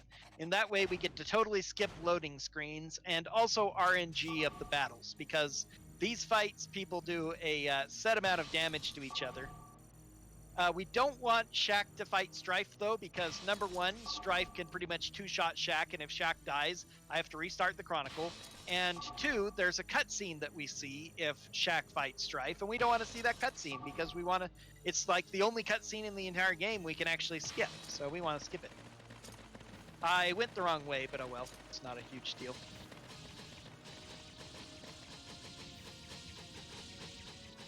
No, Shaq is the hero. The Shaq is the hero.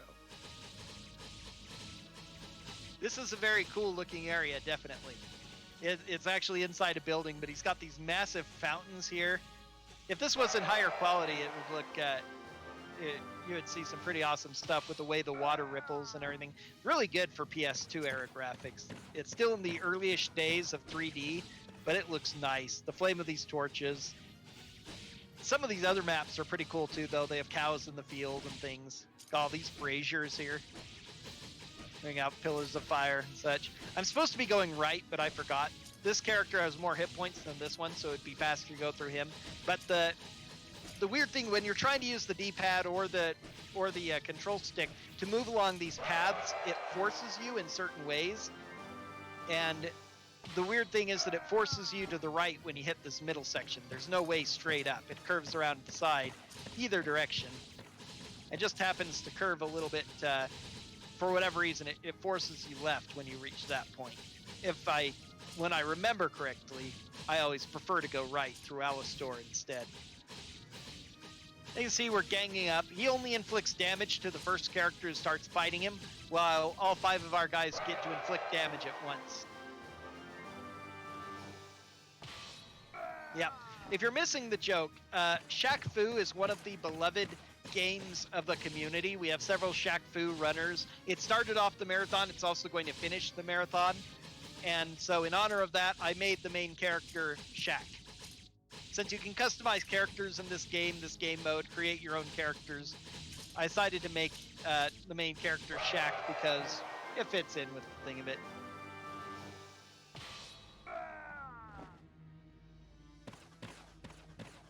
This is definitely the nicest gym Shaq ever played a game in, that's for certain.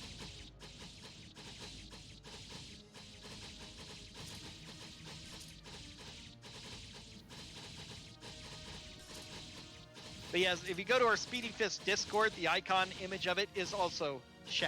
So, well, the sad thing is, it would not be the craziest thing that Soul Calibur did, would be to put Shaq in the game. I mean, they put in Yoda and Darth Vader. They put in Spawn and Link and 2B and Geralt from all these other games. Why wouldn't they put Shaq in here? Ooh, is that main character? Oh, gall. I'm going to have to actually fight this battle or I'm going to die.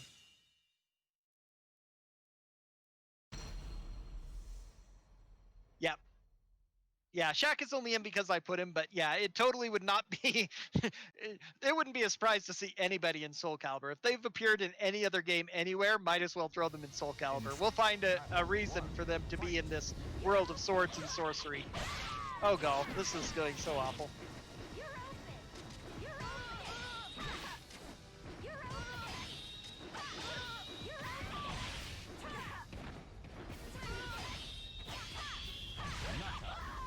Phew, that was really awful.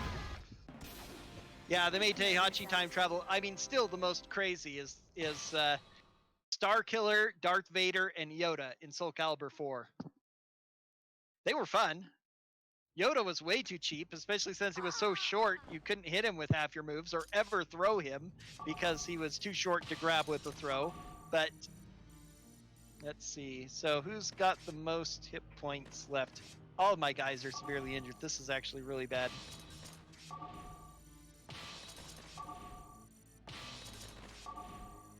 Oh well, we'll see how it goes.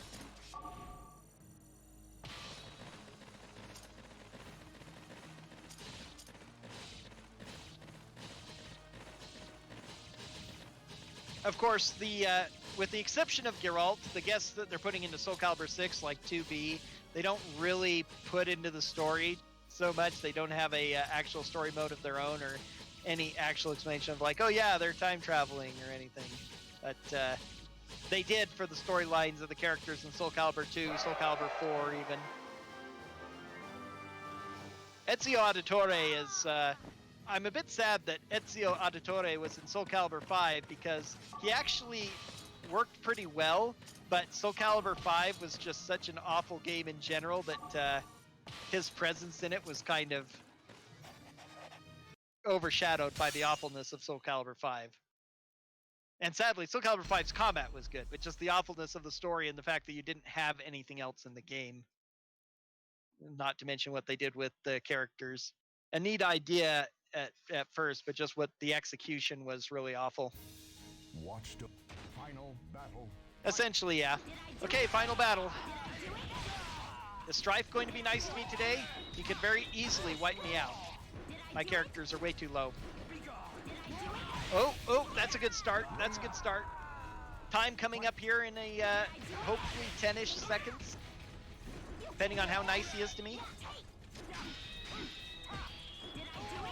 And time.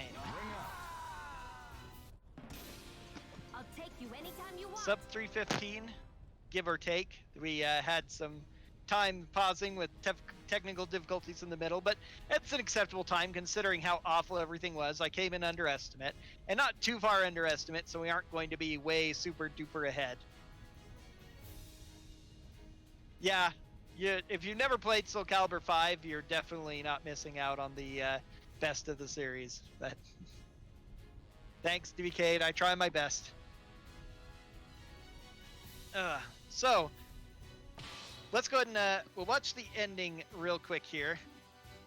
This is a very, very pretty fast little ending, but it's got some interesting stuff in it.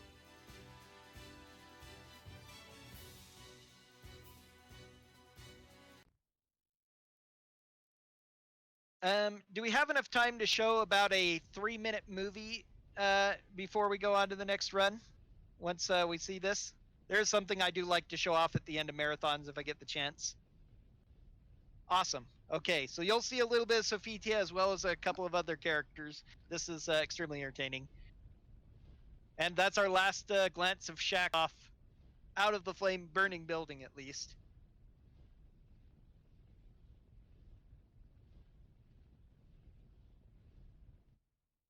Important dialogue coming up. Emperor died.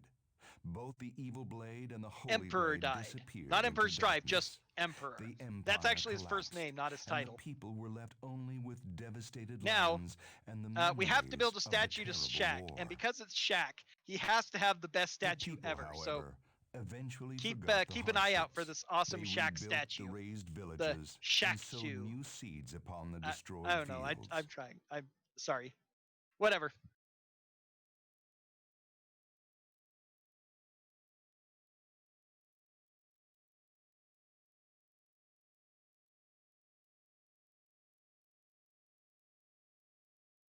Then by the fireside, they told the tales of the great ones who spilt their blood upon those lands. Animatronic Shaq statue with the moving hand.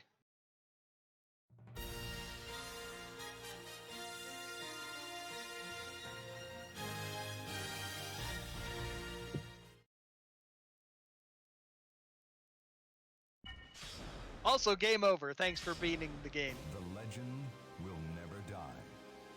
All right, now we're going to go to our specials here.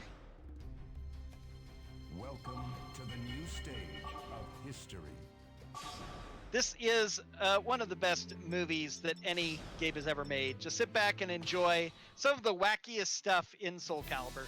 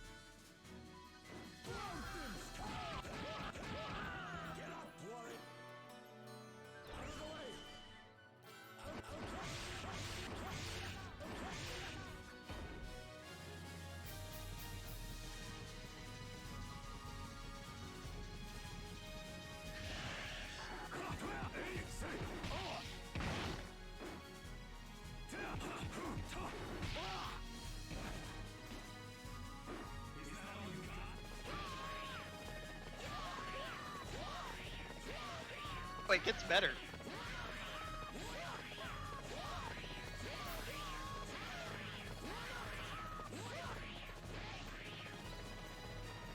And now, like the ultimate combo, this is like a Taz only combo, I think.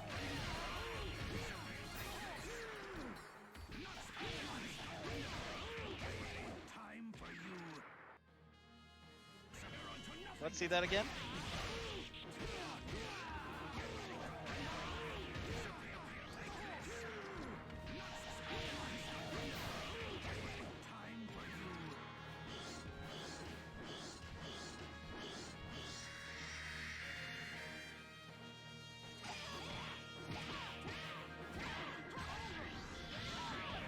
Was that too much?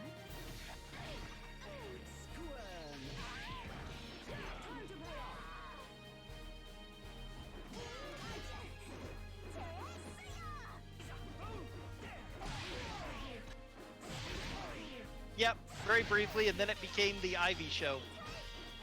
These are all the different ways you can be in the air.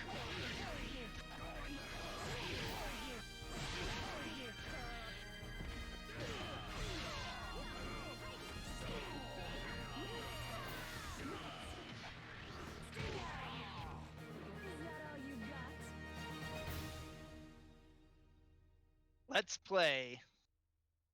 Plenty more of Marathon coming up of Speedyfists and plenty to donate for to get us some extra bonus games and get even more Speedyfists in. So thanks for watching. That's Soul Calibur 3, and that's it for me.